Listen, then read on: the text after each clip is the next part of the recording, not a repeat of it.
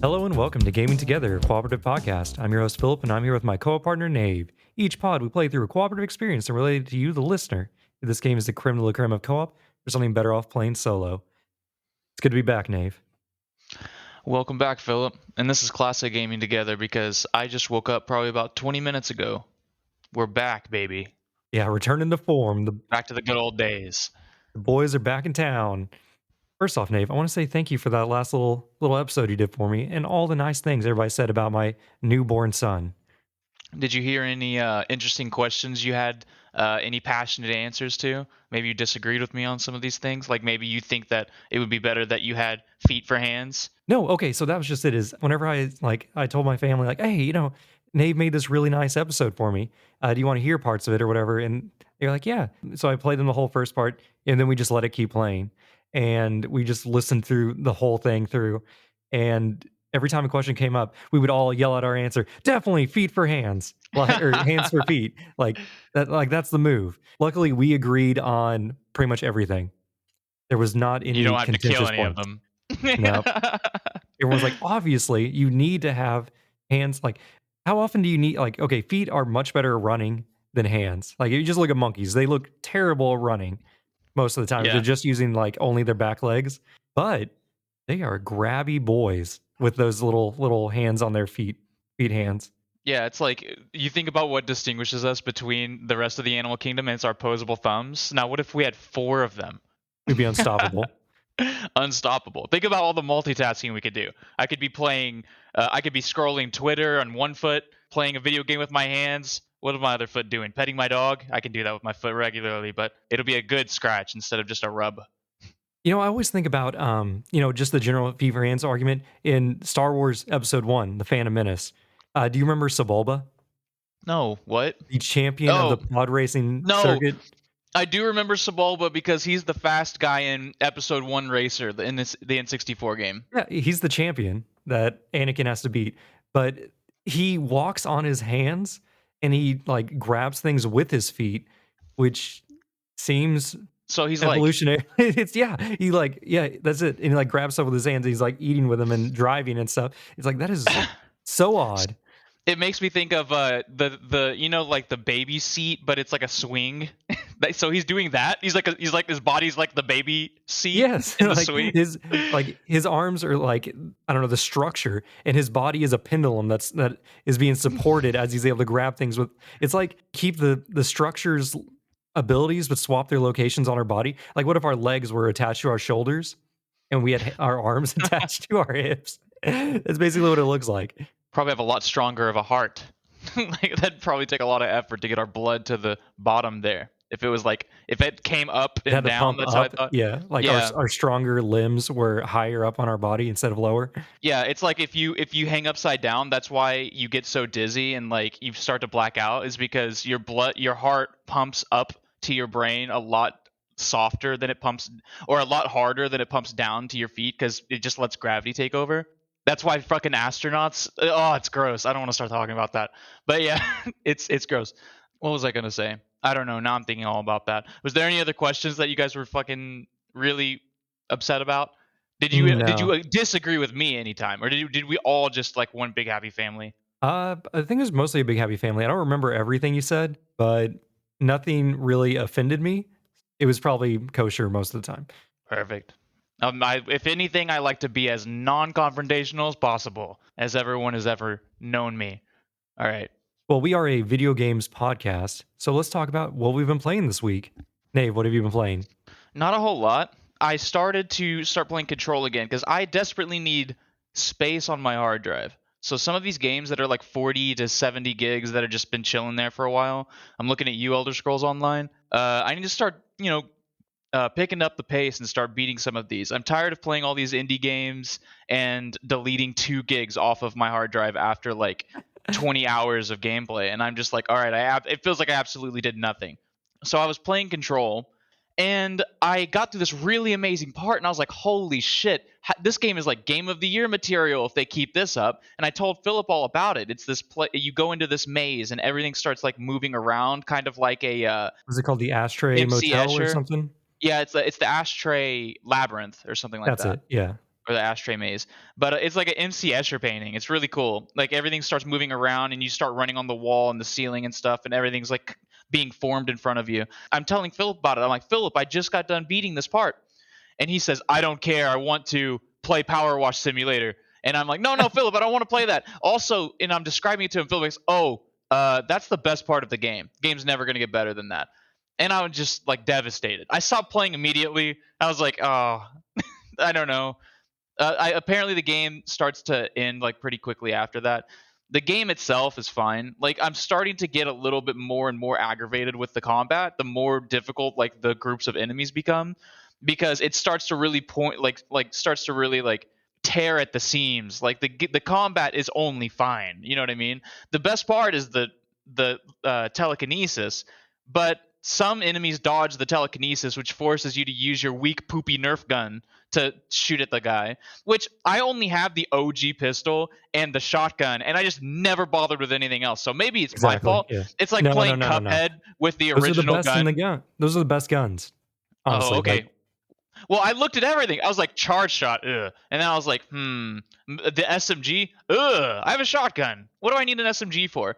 I have like the legendary attachments too. So it's like yeah. I have the one that like chokes the spread, and I have the one that ups the damage by like 70%. That shotgun kills people whenever I blow them into smithereens whenever I shoot them up close. Honestly, after I made it through the Ashtray Labyrinth or whatever, that's whenever I also started to get really annoyed and bored. So I just turned the difficulty down to baby poo poo mode and just finished the game. Yeah, I did a thing too where like there's a bunch of side missions, right? And I'm like trying to do as much as I can because I think everything's pretty interesting, at least on a narrative level. And there's a jukebox, and it's like there are tokens everywhere, and I'm like, okay, cool, I'll just go do this, and then I'll leave. Now I'm pretty sure this is just a perpetual video game play. This is like a Yeah. Destiny thing, like where it just always updates and like gives you new waves of enemies to fight. And so I got stuck in one of those, which I don't know what difficulty I'm on, but I'm almost certain I'm not on fucking the lowest difficulty. I might, if there's more than 3, then I might be on like the one before the hardest, or if Yeah. not, then I'm in Classic. the middle. Yeah, the old heroic Halo canonical difficulty. The game inside the jukebox is like, I don't know if it changes like dramatically, but it's like there are 4 areas. You have to go to each area and like do a thing, and you only have 25 minutes and or 30 minutes. And if you die, the timer keeps ticking, so you have to run back. If you beat the first area, it's beaten now. But if you go to the second area, get halfway done, and then die, then you have to go to that second area and then restart all over again. So it's pretty frustrating whenever they're just throwing huge hordes of enemies, and the whole time I've been playing I've only been used to fighting like maybe 5 or 6 at a time, you know what I mean? And they'll throw like 9 of the hardest enemies at me, and I'm just like, I have no idea how to fight all of these fucking guys. It's not like it's like in Halo, you're fighting giant groups of grunts and 1 elite, and then by the end of the game, you're fighting like 17 elites and hunters, and fucking you're just a badass. But it's because you've slowly ramped up to that. And in this game, I mean, it's obviously not centered around the combat, as I keep mentioning, but it's at the same time very annoying. If people like the combat, they'll like that thing. But I haven't been grabbed by the combat at all. I'm mostly just pushing forward just to see what the hell the end of the game is, because I still controls one of those games where the more you play it, the less you know. It's like one of those paradoxical games. I've been playing it on stream for Melissa to watch, and Melissa is like, still have no idea what she's like googling shit, and I'm just like, I don't Google shit because I don't know, like, because now I'm scared because Philip, whenever we did the Gears of War 4 episode, you Googled how is Grubs born, and I have always got that in my head now. Like I'm just like, You're gonna spoil yourself. yeah, I'm gonna spoil the shit out of myself. It's like something that you would think is described early on, you know what I mean? But Yeah. it's described in the end of the game. It's like, how did we go 2 decades without knowing how is Grubs born? We But never I don't know. asked. It never came up. We just monsters bad. That was like the whole. That's how we got through the first years 1 through 3. Yeah, but Control is very good, and I recommend it to everybody. It's got a little bit for everyone, especially if you're curious, if you like SCPs and stuff. Other than that, I'm playing Omori, or I was playing Omori. Did you finish Philip, it? I've got some bad news. No, What? I did not finish it. There is a game-breaking bug that is, as far as I'm aware, relatively common in Omori on all platforms. So I have to warn everyone that's listening right now that I've for the last like 3 weeks I've been praising this Omori game. This game has the ability to delete your save file for no discernible reason. And as far as I'm aware, the only way to reverse this is if you play on PC. Because then you can go into the files and then it just like tucks your save file away somewhere where it doesn't know where it's at. Essentially, I guess I don't know. That's what I've like gathered. And so you just got to go find, or it's like you either have to revert back to a previous version of the file, or you just go and find the originals that got pushed somewhere else. Now, I think this has something to do with how long the game is playing. This is a game where if the time, this is the game, it has an in-game timer. This bothers me a little bit, but whenever I go off of the game, Xbox Series X has the quick resume feature, Yeah. It keeps which ticking. yeah, the timer keeps ticking. The Xbox game, the quick resume is like a godsend for like 60% of games, but 40% of games it absolutely breaks them. So I think that this might be an issue for this game as well. I don't know if it has anything to do with the timer, but as far as I'm aware, the longer you play this game, the higher the percentage that your save file gets just vanished. Now, it didn't corrupt my save file and completely wipe everything. No, I'm one of the people ever since Resident Evil 2 when I was a child on Nintendo 64. If there are multiple save slots, I save on every slot. I use them all because I don't ever want to end up in a situation where I don't have enough ammunition. I walk into a boss fight and I'm screwed. I want to be able to go back like an hour and then just make, with the knowledge that there's a boss fight, just not use any ammo on the way there, right? And that's my mentality for every game now. Omori has like 6 save slots, right? And so every single save slot, I'm like level 30. It says like 85 hours on everything because of quick resume. Everything looks great. Now, the last day, the day after I record my solo episode that I'm gushing about it, telling everyone, that is the day I turn the game on, I go and I make myself some food. And when I come back, the game is paused. And I realize everyone's level 12. And so I'm like, oh, I guess I must have just resumed the wrong save, right? But no, that is the most recent save. It is like everyone's level 12, and then all the other saves, everyone is like level 9, 8, 7. I have essentially lost like 12, 13 hours of fucking gameplay. And I was really upset. I debated on deleting the game, but then I thought about how much I enjoyed the game. And so I'm like, I might just wait this out because I like the game so much. This is how good Omori is. I like it so much that I didn't immediately rage delete it because I would do this for if this happened to Control, I would just rage delete it. I'd be like, oh wait, this game's done. I'm thinking on Omori, I'm just going to sprint through the game. I'm going to go to find a walkthrough so that I know like the best way to fight everybody, what levels I need to be, so that I can just grind to the minimum level and then just sprint through everything. Right? I think that's what my plan is because I was grinding in Omori. I was like making sure I was always 4 or 5 levels higher than I needed to be. Essentially, good old Pokemon strat. Yeah. COP. Speaking of games with bugs, next game. Earth Defense Force?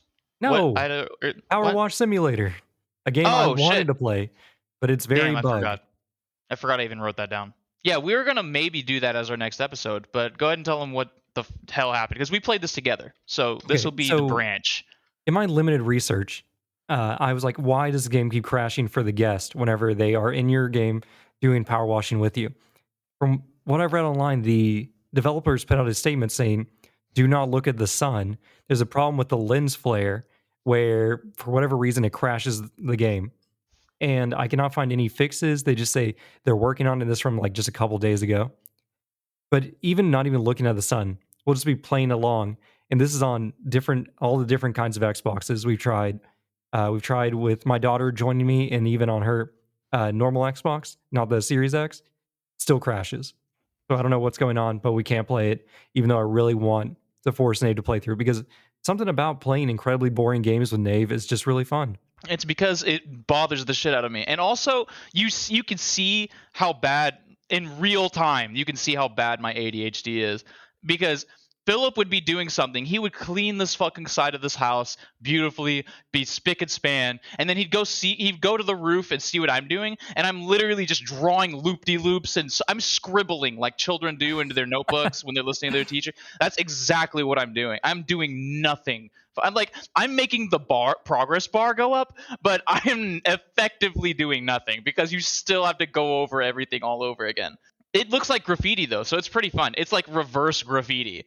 So I think it looks cool. There was another game, I don't remember what it was called exactly, but the whole point of it is to do graffiti, and it's all about, like, kind of parkouring around the city. Jet Set Radio? No, I didn't play that one, but everyone Tony talks about Hawk's that one. American Wasteland?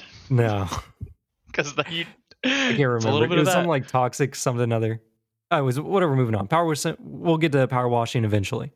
But Nave, this game that we're gonna talk about this week, Dusk Falls. That's it. Ass does fall. As old Dusk Falls, whatever. I'm gonna poo-poo on this game a little bit, but I was wondering to myself, am I just biased because maybe it's a narrative game? But then I started playing Life of Strange Colors, the hit sequel to Sonic Colors, and it's actually really good. Even though I think we joked about Really? Life is Strange games before, but this is the newest Yeah. one, I think. I'm super biased because I've only played the first. Have you played any of the other ones? No, I haven't played any of them. So I Okay, just played this one, which is the newest one. I played the first one and it was basically like rubbing a cheese grater on my face. Like that's the amount of entertainment I was getting out of it because I just related to the characters so little. But I have heard multiple times that if I jump into Life is Strange Colors, it is like a drastically different experience. It's like different which in my head I'm like, okay, that makes sense because they're all different characters. Why would they be the same type of character? That's really stupid and dumb of me to like assume that. But you get burned by one game in a franchise and you're just like, okay, I'm just done with Resistance, Fall of Man. Fuck this game. You know what I mean? I don't know. Not very It's like specific, Cole. But yeah, I know what you mean. Well, okay, you say they're like different characters or different type of characters, but it seems like Life is Strange is very strong in the vein of you are in a Colorado mining town that is populated by hipsters and corporate miners. So you have two types of people. You have purple-haired chill hipsters, which your character is, and all your friends are, and then you have the evil corporate miners, which are like Umbrella Corporation evil. It seems. I know, like but they're good. I guarantee you they're good. The corporation. They gotta be. Yeah. They gotta be good. Well, I'm just gonna spoil Life is Strange the first season for you because it's bad. Okay. Don't play it. But No, it's I'm like gonna play it. But tell me. whoever the most good person is, that is the evil person. And whoever the most evil looking person is, that is the most good person, actually. Like it's like this person's an asshole, but he is literally keeping everyone alive. Like he distributes the insulin to all of the humanity. You know what I mean? It's like They need I the don't know. corporation because it's the only thing supporting the town. Like there's no other reason That for makes anyone to sense. come to this town. But yeah, nobody's like mad at the mines except for like early spoilers or whatever. The mine causes the death of a character that you're supposed to be like fond of, like early on in the game. How dare like, the mine? I How know, dare the mine do that? I know, not the mine, the corporation that is mining the silver or whatever. Do they have a But bad name? Are they like the Ultor Corporation? No, it's not that obvious. I don't remember what their name is, but they do have a name. It's It'll be not all right. ultra motives or whatever, you know. I might move it up on my list of things to play. I've got so many things to play. God damn it. Yeah, but it is a good narrative game. And then I'm playing Final Fantasy 13. I'm on the final chapter, chapter 13. Congratulations. I'll finish the game. How much time do you have in it? Like 48 hours or something. Great. Do you feel like it was worth it in the end? So far, no. I am. I lost steam like at hour 30 or so because the intro is so strong, and the longer the game lasts, the less good it is. Like it is tight in the beginning, and it is meandering and lost in the sauce. Every cutscene that comes up, you talk about not knowing what's going on in Control. I thought I knew what was going on in Final Fantasy 13 in the beginning. It's like, oh, save Blue Crystal Girl. That it was basic, you know? And then it turned into kill the human population so God will notice us and spend time with me or something like that. I'm like, what is happening? Like, where did we go? How did we get there? And then meanwhile, we're like, we are the chosen ones of the bad gods on the nature planet coming to the human protected good god planet because they are planets that orbit each other or something. I don't know how we jumped atmospheres because we have a spaceship. but we never seem to fly in space. We're just always on the planet. Yeah, these JRPGs, they're so fantastical by nature. It's like, I don't know, because it immediately makes me think of Tales of Arise, and it's like very, very quickly are you talking about like almost eugenics. It is just Yeah. it is just like get your party together and leave the Shire and go destroy the One Ring. Essentially, it's like a pretty simple, straightforward narrative, and then suddenly you are a million years old and you have been put to sleep basically in your brain so that you don't accidentally destroy the world, but you actually want to destroy something else. It's like what the fuck is happening right now? It's like all of the gods made us, all of us, and we're like, yeah, right. And it's like, no, but this specific one, and you're like, wait, everything's wrong. Everything I've learned this 80 hours I played this game, I don't know. These games get nuts. And I think it's specifically, I think they're being paid off by YouTube channels who do deep lore. I think they're being paid off by them. No, it couldn't be. Which Gotta. deep lore? I am still working on my way through Yakuza Zero as well, and I don't know if you remember that game. I'm to the part where I am trying to rescue a blind girl as Majima. Ah, Remember this yes. this plot point? How could I forget? And yeah, we when I was like playing it before we went to the hospital and everything, I was left on the cliffhanger of Majima pulling the knife. Well, is he going to kill her? Because he was originally, like his whole point is to get back into the good graces of the Yakuza. He's got to kill this blind girl, but instead he's just a good guy, and he hides her in a basement instead. God, I can't wait for you to fucking play this more of this game. I can't say anything. I don't Yeah, I'm because like, I don't know if it's like I could talk about side missions, but I don't even know because a lot of the side missions are like this is unlocked by chapter 2, but you could not encounter it until like the end of the fucking game because it's like you got to go to this alleyway in this specific area and look over there, and there it dude, I get is. bamboozled by a couple of those. Like I remember one. There's like a toilet side quest where Yeah. you as Majima, you walk by this public toilet. It's like porta potty, even though it's not a porta potty, it's a permanent potty. And you go in, and there is nice handwriting on the wall in the male's bathroom as well. And he's like, "This is a female's handwriting, obviously." And she's like, "Is there, basically like I'm pooping alone, so lonely, or something like that?" And he writes back to her, and you just go back to the bathroom every so often to write another note. And it's like, "I wear a suit." And eventually it says like, "Hey, meet me at this one street or whatever." You show up and there's a bunch of dudes and they're like, "You thought a lady was gonna be here? Like, what were you thinking?" And he's like, "Which one of you has the pretty handwriting?" And of course, then you get into a fight with them and you beat them all up. They leave, and then he was like, I think one of them said like, "Oh, I guess we'll never write anything on the public bulletin board again." And they're like, "The bulletin board? What?" Like, doesn't make sense. And then we walk away, and the second later, like a lady walks up wearing a flower, and that was supposed to be the Yeah. signal. And I'm like, is this poetic or is this just stupid? I can't. Like, it doesn't make sense. It's so good. It's so funny because it's always just like because it just plays on you going. Obviously, I know what's gonna happen, Obviously, I know what's but happening then here. at the very end, the fucking punchline of "there was a woman." It's so funny. And it's like, what's like, is Majima even looking for love? It doesn't like what's the follow-up? It's like Majima's like he lives by his business. He is he's one hell of a businessman or whatever. What's he, a host? Oh, he's the No, manager. he The owns. manager of the Grand. Yeah, yeah, not owns, but you know what I meant. Lord of the Night. That is a host. It is a hostess club, or is it a cabaret club? Well, Oh, I can't it's remember the the difference. One's huge and one's small. he But works at a full cabaret, but I yeah, just started the cabaret czar side quest where good. I was just gonna ask. you have to manage a cabaret club, which is the smaller one, and it is hard. Like I was like just in my first one, I was feeling very overwhelmed as I had many customers come in and get very angry with me because I wasn't serving them the right way. And then I asked them to spend more money, and then they would get angrier and leave. Have you learned the hand signals yet? Oh, there's hand signals? No, I never picked up on that. No. Okay. So it might not show you at the beginning because that probably would overwhelm you even more. But so eventually you'll get some of the ladies will start like going. It'll be like ding ding ding ding like hey, I need help. And then whenever you click on them, they'll be like and you're like okay, and then it'll be like here's a multiple choice question. What does she want? Quick. And you have like 10 seconds. And if you Yeah. answer the first second, you get maximum reward. But and the diminishing reward. So it's like this means they want a towel. This means they want you to change the ashtray. This means they want to buy her a drink, but I don't know. It's I can't remember specifically because It's not in like the last like 3 games, so I haven't done it in a long time. But I'm gonna be honest with you, man. I fucking love Yakuza side quests. Yakuza's or not side quests, but they're side content. Like Yeah. they have multiple in every game. They have multiple very large scale mini games. Like there is kart racing.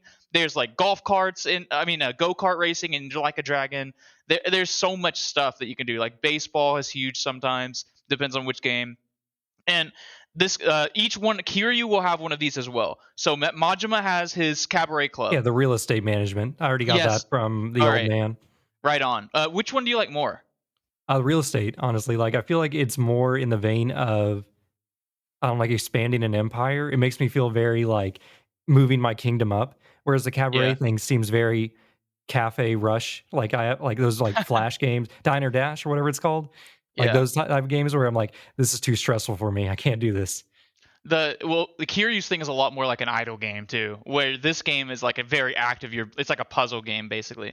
Yeah. The for Majima, but yeah, like I was gonna say these huge things like Majima and Kiryu's little thing, uh, those could be their own game. Like I swear, like you could just make a long term game on that, like just where it just continues to scale up and up and up. And people would play it for sure. Like I would play it for a while, especially if it had achievements. It was on Xbox. Holy shit, feels like $5. Or like they're in Like a Dragon. You do something similar to Kiryu's real estate management, where you're being a business tycoon and you're trying to like raise your business empire. And so, it's so good. God, I love Yakuza so much. Which okay, on Kiryu's side, just if you want to figure out where I'm at in the story at this point, I just got done doing the second fight with Kuze in the sewer with where he drives a motorcycle and Yes, yeah, and I'm like, what is this, Dead Rising? This is ridiculous. you could see it, man. There, that's such a good point. I never thought about that, but yeah, Dead Rising psychopaths are kind of just like the big name The Yakuza Yakuza fights. bosses, yeah. I love that Kuze fight on are you talking about the one where you're in like the canal or the sewer or whatever? You're in a sewer, I think, because he's Yeah. like a lady is like, hey, like you're a good boy, Kiryu. Let me get you out of there. But she's working for Kuze, and it was just to funnel you into the sewer. God, it's so cool. There's so much play Yakuza everyone please. But Right. yeah. Okay, let's wrap this up. Speaking of small games that don't take up a lot of space, but you finish them, I finished Discworld, which is really hard. It's a top-down Super Meat Boy. That sounds really hard. Yeah, where you just dodge disc, giant spinning death disc, like giant Oh, saw blades. is it like a bullet hell? Or is it Yes, more like Super Meat Boy? it's a bullet hell mostly, but you don't God, shoot back. I'm It's really bad rough. at those. I recommend it. It's really good. You can also like there's like difficulty sliders too. Like I had to adjust them just to progress at some points because it gets insanely brutal. I'm very bad at those. Well, speaking of things I'm very bad at, I guess this is also what I've been playing, but I've been playing a lot of chess. Like I don't like this like this is why I haven't been playing anything else. You know what I mean? I've just been really obsessed over chess for no reason. And I don't know if it's just like I found a bunch of funny YouTube videos of like just chess. And I'm like, oh, this is great. This makes me want to play and learn how to get better. Because there's this YouTube channel called Chess Simp, right? And it's one of those kind of channels where they talk through like an automated like robot voice. You know what I mean? Yeah. Like a text to speech kind of thing. And this guy's really, really, really good at chess. And so whenever he goes in, he's like, he gets like a Discord message that says, it's 100 rated chess, which is like dumb idiot level chess. It's like 100 rated chess, but every single time that one of your pieces can see another piece die, they have to go to that spot where they died and pay respects to their homie. And he's just like, oh, that sounds really hard, but I'm gonna try. It sounds impossible. And he plays blitz, which means everyone has 3 minutes for the entire game to make their moves. So you have to play really fast, rapidly, essentially. And Yeah. so yeah, and so the whole point of the video is he has to win by either checkmate or by the other guy running out of time, which is how he usually wins because he's doing such ridiculous shit that they don't know they're like, what do I do? What is he doing? What does he see that I don't? Chess is so hard, but it's really funny.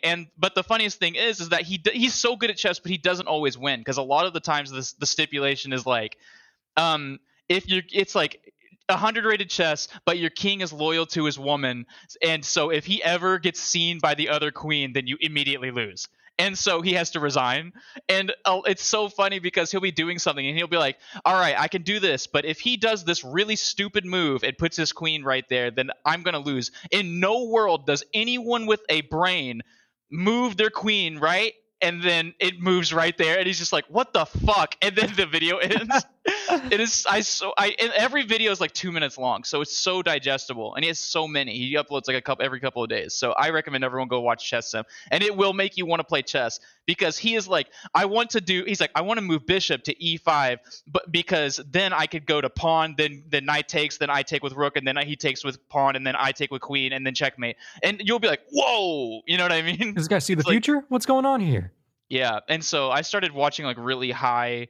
I was gonna say high elo chess. I don't know if it's elo in chess. Don't As a call matter it of fact, I Elo. think. Do what? Is it not Elo? I think it might be. I was gonna say I think elo comes from chess. I don't know if that's real or not, but anyway, yeah, it's like high elo chess where it's like really crazy good people playing and they're like describing what they're doing, and I'm like, this is just so. It's basically just like watching high elo league players play their game when they're like talking through what they're doing, and it's like this high level shit is just so fascinating to me. It just makes me want to play like so badly, even though I'm really bad at chess. I lose a lot. I lose a lot. I can do early game and mid game really well, but as soon as it gets to late game, I don't know what the fuck I'm doing. I don't know how to finish the game, and I usually always end up relinquishing my advantage. Like I almost always have an advantage going into the end game, and then I always lose the advantage because I don't know how to attack the king properly. But there are lots of videos that you can watch to learn fix that. The Yeah, I was only gonna reason I ask. know that there's even an early, mid, and late game state is because of these fucking videos I'm watching. I don't Like, know do you what know any any of them classic mean, but openers yet? no, Like the Irish Cream or something? it's like this is the London defense. I'm playing on chess.com and it tells you what it is, even if you don't know what you're doing. So no matter what pieces get moved in the first 2 turns, it's always like this is the reverse. This is the reverse French defense advanced variation, and I'm just like, nice. Yeah, that's that was intentional, of course. Well done, opponent who is just as bad as me. Anyway, All right, what did you buy this week? Let's keep this moving. This intro is going long. I bought Strangers of Paradise. Philip getting his fucking video games from the library, you bastard. I wish I had something like that to do. But I'm assuming that since you keep getting these random like AAA games, that this game might just randomly appear there one day. So One I'm day. hoping that one day you see it and we get to play it together. I bought it for $40 and I was planning on playing it, but then I decided no, I kind of just want to experience this with Philip. And so I do not know what it's like to have the Frank Sinatra music playing and get the objective kill Goblin. I don't know what it's like, but I'm excited because apparently the game's pretty fine. Apparently it's pretty good. So Yeah, I hear it's uh, passable. It's an odd Final Fantasy game, but apparently it's a game. I got another game. It's called Shyness, and I don't. It's got a fucking subtitle, but I don't know. And it looks like it's just a JRPG, like a Western JRPG, and it's like anthropomorphic animals, and it goes on sale like every month for like $1, Oh, it's and one it's of like those games. twelve I got you. dollars. Well, it's like $12, and it goes on sale for $1. It's really old. It's like it was like year two Xbox One. Like it has been on the storefront for a long time. And so I finally bit. I mean, it's just like $1, so I mean, whatever. I don't know if I'll ever play it because I have so many. I still have like Romance Saga 2 to play, and I still have the Valkyria Chronicles. I bought two of those on sale like years ago. It's like I still have so much to do. And then I got another game called Praetorians, like Praetor. I don't know if that's a real word, but that's a Magic the Gathering word. Praeyorins. I don't know if I spelled it right, but it's spelled goofy like that.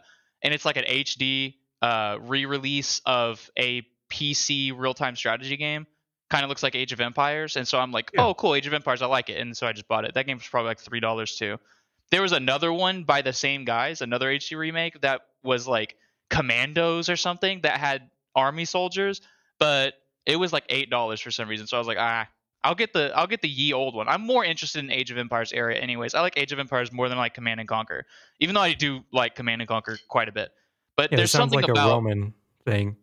yeah, I don't know. It's something about going up the ages that I like, rather than in Command and Conquer. You're usually, or like Halo Wars, like you're usually like there. You're like Yeah. I am raising up in ranks. Like I'm making my command posts like bigger, but I don't visibly like see much change. I just get like extra spots, you know what I mean, or something. I don't remember what it's like in Command and Conquer, but um, yeah, I really like ye old real time strategy, and I'm excited to see how it translates to PC or from PC to Xbox because some of these games don't translate very well. But like Halo Wars is like the fucking best one you could possibly play. Command and Conquer 360 games, which are all backwards compatible, those are pretty decent as well. But other than that, I've played a couple and I just fucking hated them. And so I'm thinking I might hate this, but this game has 5 stars on the Xbox store, and I'm starting to kind of trust them. Like I'm starting to be like, okay, well it might not be good, but it might be like this is good for what this is. And Yeah, so it's like, like okay, relative good. good Yeah, opposed it's to like objective good. so this thing functions for one. Like if it's 5 stars, then it functions. You know what I mean? Like you can see some of those 2 star reviews, and like the first 15 are like this game crashes like in this specific area, and I'm like, well, thank God this exists here in this marketplace. You know what I mean? Because people would just be purchasing shit and getting screwed up, like the Power Wash Simulator bullshit. Like I don't know if Omori has reviews that talk about the fucking game saves getting deleted or anything, because since I got on Game Pass, I never look. But yeah, anyway. All right, let's move right into our Patreon segment. Thanks, Michael Superbacker and Pinecone. Couldn't do without you boys. And for everyone that is not a Patreon supporter, why don't you guys think about checking us out? We are working on expanding our content, doing more, getting new guests on. We already have a couple stuff in the works. So why don't you check it out? Nave, what's in the Twitter? Nothing. So it's Yes, go on. almost a habit of like, not a habit, but a pattern now of like these really new games that aren't AAA. Almost never we get write-ins from them, so very sad. But nobody's gotten really the chance to play it yet. So maybe this will be the reason why people play it, so that they can listen to good old Nave and Phillip. May or may not like it. I don't know. All I think right. you already said we didn't like it. Oh well. I mean, I said I didn't like it, but we'll see what you feel. After this quick break, we'll hit the meat. Bum, bum, bum, bum, bum. And we're back. What do As you think about dusk. the? What? It was weird having no editing in the solo episode. You know, Yeah. that I was like one mean, of the main things I was worried about with like having no like music at all. It kind of really felt strange. So I was like, whenever I got to the first break, I was like, wait, why did I even do this? Now I've why did already you take a said it. break? Yeah, Yeah. I was like, why did I start a break? I don't music. I fucking really put myself in a corner when I said it. I was just so in the pattern of That's when you start making regular bass show. noises. You know, boom, boom, Yeah. boom, boom, boom. Yeah. Luckily, I remember our theme song vaguely. I forget our theme song all the time, and then I hear it. I'm like, dang, this is pretty good. And then I forget it again. And And we're we're back. back Yeah. again. As Dusk Falls is a. Oh, by the way, we're talking about how new it is. It came out July 19th. We are recording on the 24th. So this game has only been out for 5 days, and we played it. Yep. So heavy spoilers ahead, even though I don't think we're going to talk about the narrative crazy in detail, because this game does have an evolving narrative as you play through it. So This quick game brief is on it. kind of like a good game to touch on, like if you're on Sony side, which a lot of people who listen to us are just Sony boys. Until Dawn, if you think about how their little butterfly effect thing happens, I don't know if this game is as expansive or not as Until Dawn. I don't think Until Dawn's really that expansive, anyways. This game looks like it might have like quite a bit of variation. I'm not absolutely sure, but we've only played one playthrough of it. But this game is constant. There's like constant change, and we have no what's the word? We have no way to compare what Yeah, we don't each have a. other player's story is going to be like. Because it could be like a completely different path, or it could just be a cutscene where they say like 3 different voice lines and then it goes right back into the same. At the end of every chapter, you see like a big old spider web, and a lot of them just loop back around into the same thing. But it's like we're absolutely not sure since this game is so new. So this game was developed by Interior Night, and this is their debut game. They were founded by the old creative director from Quantic Dream, the guys who did Heavy Rain, Beyond Two Souls, and Detroit Become Human. I haven't played any of those. Heavy Rain is really good. Actually, I might have played that. Is that the one with like the rain and like your kid gets hit by a car or something at the Yep, mall? yep, Okay, yeah, that's it. I played like the first hour of that, and then I think I got bored and did something else. Yeah, it's one of those weird artsy fartsy games, and like everything you do is like some kind of overly complicated way to do it on the controller. I think I told this story before on the Oh, the podcast, brushing your but it was teeth. Yeah. yeah, it was really early on. But you have to brush your teeth using the fucking six axis. Like the game, the PS3 controller had like Wiimote level of gyroscope. That's what I'm looking for, and so. Uh, Whenever I first got my PS3, I'm pretty sure my dad stole it from somebody and gave it to me because I didn't have any cords and I didn't have a controller. So it was just the box of just the game box. And so I had to go and find that shit somewhere. And whenever I bought a controller, of course I was a child, so I had to buy a shitty GameStop plastic controller.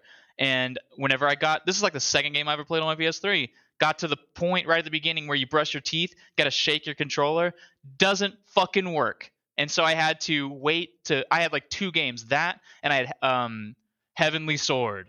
And so I was like, guess I'm Incredible. gonna play Heavenly Sword. And at this point I had Rock Band, Gears of War 2, Halo 3. I'm like, I have way better games to play. It's very sad. Right. So they like this company is built on or continuing the work of another company, Quantic Dream, that focuses on narrative heavy experiences. This is published by Xbox Game Studios. I'm not sure if it's system exclusive. It might be, whatever. I mean, if it's Uh, published, maybe, but I mean, these days you never know. Quick description from the Xbox Store. As Dusk Falls is an original interactive drama from Interior Night that explores the entangled lives of two families across 30 years. Starting in 1998 with a robbery gone wrong in a small town, Arizona, the choices you make can have a powerful impact on the characters' lives in this uncompromising story of betrayal, sacrifice, and resilience. Xbox Store. No refunds for this item and all that stuff. So let's start with quick preconceptions. I thought this was going to be a horror game like the Dark Pictures anthology. I thought it was going to be like in the showcase, they make it a super thrillery type thing where like you have the guy in the gas station or the motel and all of a sudden the masked guys come in and it turns to a hostage situation and stuff like that. I'm like, oh, this is going to be like a thriller horror type thing. Nate, what do you think this actually is? This game is just a low resolution story about anxiety, I guess. I don't know what this game is. This game had like it has the movie problem where it shows a lot of the big stressful scenes in the previews. Yeah. So when you watch what you saw on like E3 or whatever the hell it was called, the Microsoft showcase, it's like that's a lot of like the serious situations. Like things progress and happen, but that the game never really encapsulates what you saw. So that probably adds to why Philip thought this was going to be something completely different. I just forgot about this game. And so when I went into this game, I just kind of let things happen. But it was about halfway through, like we were on chapter 4 when Philip was like, "Is this game not a horror title or something?" I don't remember what you said, Yeah. but it made me laugh because I was like, "Why?" Okay, so it turns into like a weird crime thriller. Like it's almost goes into a like a Tarantino crime gone wrong type situation of like everything's gritty and sucks. But then it's also strange because you have these weird family moments that is almost like Pixar level quality of, we still love each other even though I got shot in the knee. Like it's so strange how the tones that this game decides to hit. And I think it's because it's trying to meet the expectations of your choices, and our choices were not always consistent with a good through narrative. Yeah, I wonder who was doing that. Um, you know what you just said? It reminded me. It was. You know what this game makes me think of a little bit, like as far as the narrative is concerned. It makes me think of a TV show called Prison Break, Yep, and I've seen it. it's I've like, seen the have you? first season actually, What do and you I did think not about? continue. Yeah, don't they break out of prison by the Yeah, first get season? out. Isn't it already out? I'm like, what? Okay, well, but I was like, what are they gonna get locked up and get back out? I don't know, but or it's kind of similar to a Way Out, or like because a Way Out is a straight through narrative, and a way so it's like so much more comprehensive than this. It's like me and Philip, we like to have fun and we like to goof off. And whenever our only way to interact with the world in this game is by specific, strict choices, if there is a goofy choice, the odds of me and Philip picking that goofy choice and completely derailing shit is pretty high. So especially if there are other people around who want to experience a good narrative. If you're going to play with me in games like this, you're going to have a bad time. All right, so that was kind of like a quick little taste. Let's talk about some of the things that came up in our playthrough. Specifically, the bugginess of the online lobby, where this game takes 15 minutes to start, where you need to log in, create a lobby, sit there for 15 minutes, where has nothing on the screen to tell you need to do this, until eventually the go online button will switch to an invite friends button just randomly. And at that point, you can invite your friends. But if you go in there and you try to like go through your settings, it will switch to the invite friend settings faster, but it does not actually give you the ability to invite your friends at that point. Yeah, it's like it changes the prompt, but the prompt isn't actually there. It's like still in the process of trying to get you to the point where you've gotten yourself a spot in the server or something. I think that's how we rationalized it. Like if you play this game further away from the release date, you might not run into the same issue because I think it was Jana that said maybe it's the server overload or something. Yeah. So that was annoying. And we ended up, the way we got to work the first time was like, I made the lobby and then you were just taking forever in the settings or something like that. And then I like finally invited you. So we didn't I think I even was realize playing this was a Control. we didn't realize this was a problem until the second time we tried to make a lobby or something like that. And we were like, why can't we do this? Yeah, it's really annoying. And so there's an interesting thing about this game. Speaking about the lobby, um, let's talk about like as specifically what's going on with the co-op. This game is similar to Turtles in Time or Shredder's Revenge. I'm sorry, where you can have people local and co-op, and you can mix and match. And we'll talk At the about that same later. time. Pretty So good. that's one way to play this game, and it's not like Dark Pictures anthologies where the online mode and the local mode are different. Obviously, since you can intermingle, but there's another specific online function where you can turn on broadcast mode, and in that mode you can't have any co-op partners, but you can connect your Twitch to the game server, and then you will be able to let your Twitch chat choose different choices and stuff. But you cannot do this and co-op with people at the same time. So it's it's interesting. We obviously never got to experience the broadcaster mode because we only ever have like 3 or 4 viewers at any given time. So it'd be worse. But we did get to play with multiple people. Yeah. So this game is up to 8-player co op. And by the end, we had I think 7 players in our lobby. So Yeah. that was pretty incredible. I At the loved it. beginning, it was just like the three of us. But let's talk about what you actually do in this game when you play. So you are a cursor on the screen, and anytime you're using a cursor with a controller, it feels terrible. Like I don't know how you felt playing this, Yeah. but anytime you do, it's like a venture game. You need to click on different things in the scene, so you're moving all around with a very semi-responsive because it wasn't perfectly responsive and it was a little slow for my taste. Like this is the sensitivity of your little cursor. It just felt weird to use. One thing that's interesting is I guess Philip didn't. This is one thing that I always do when I start a game up is I always go straight into the settings and I start goofing with shit just to make sure everything's like I gotta always go straight to the subtitles, turn them on. Like I Of don't know, course, I yeah. don't ever know there's no standard. It's like they just do whatever they want with that. But there is a setting where you can turn it's in accessibility, I think, where you can turn all of the prompts on the screen on.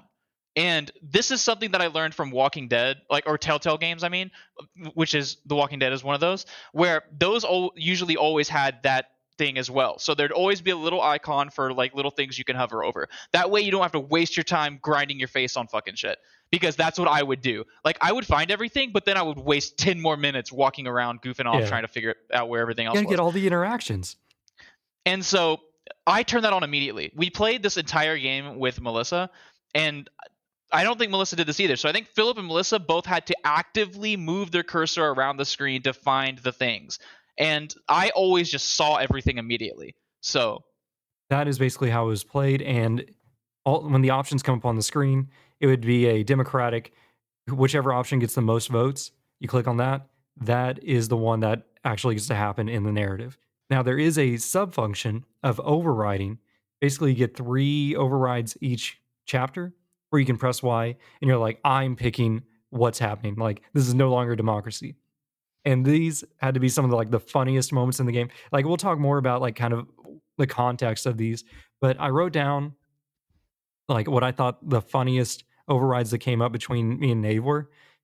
Nave used them generally more aggressively than I did.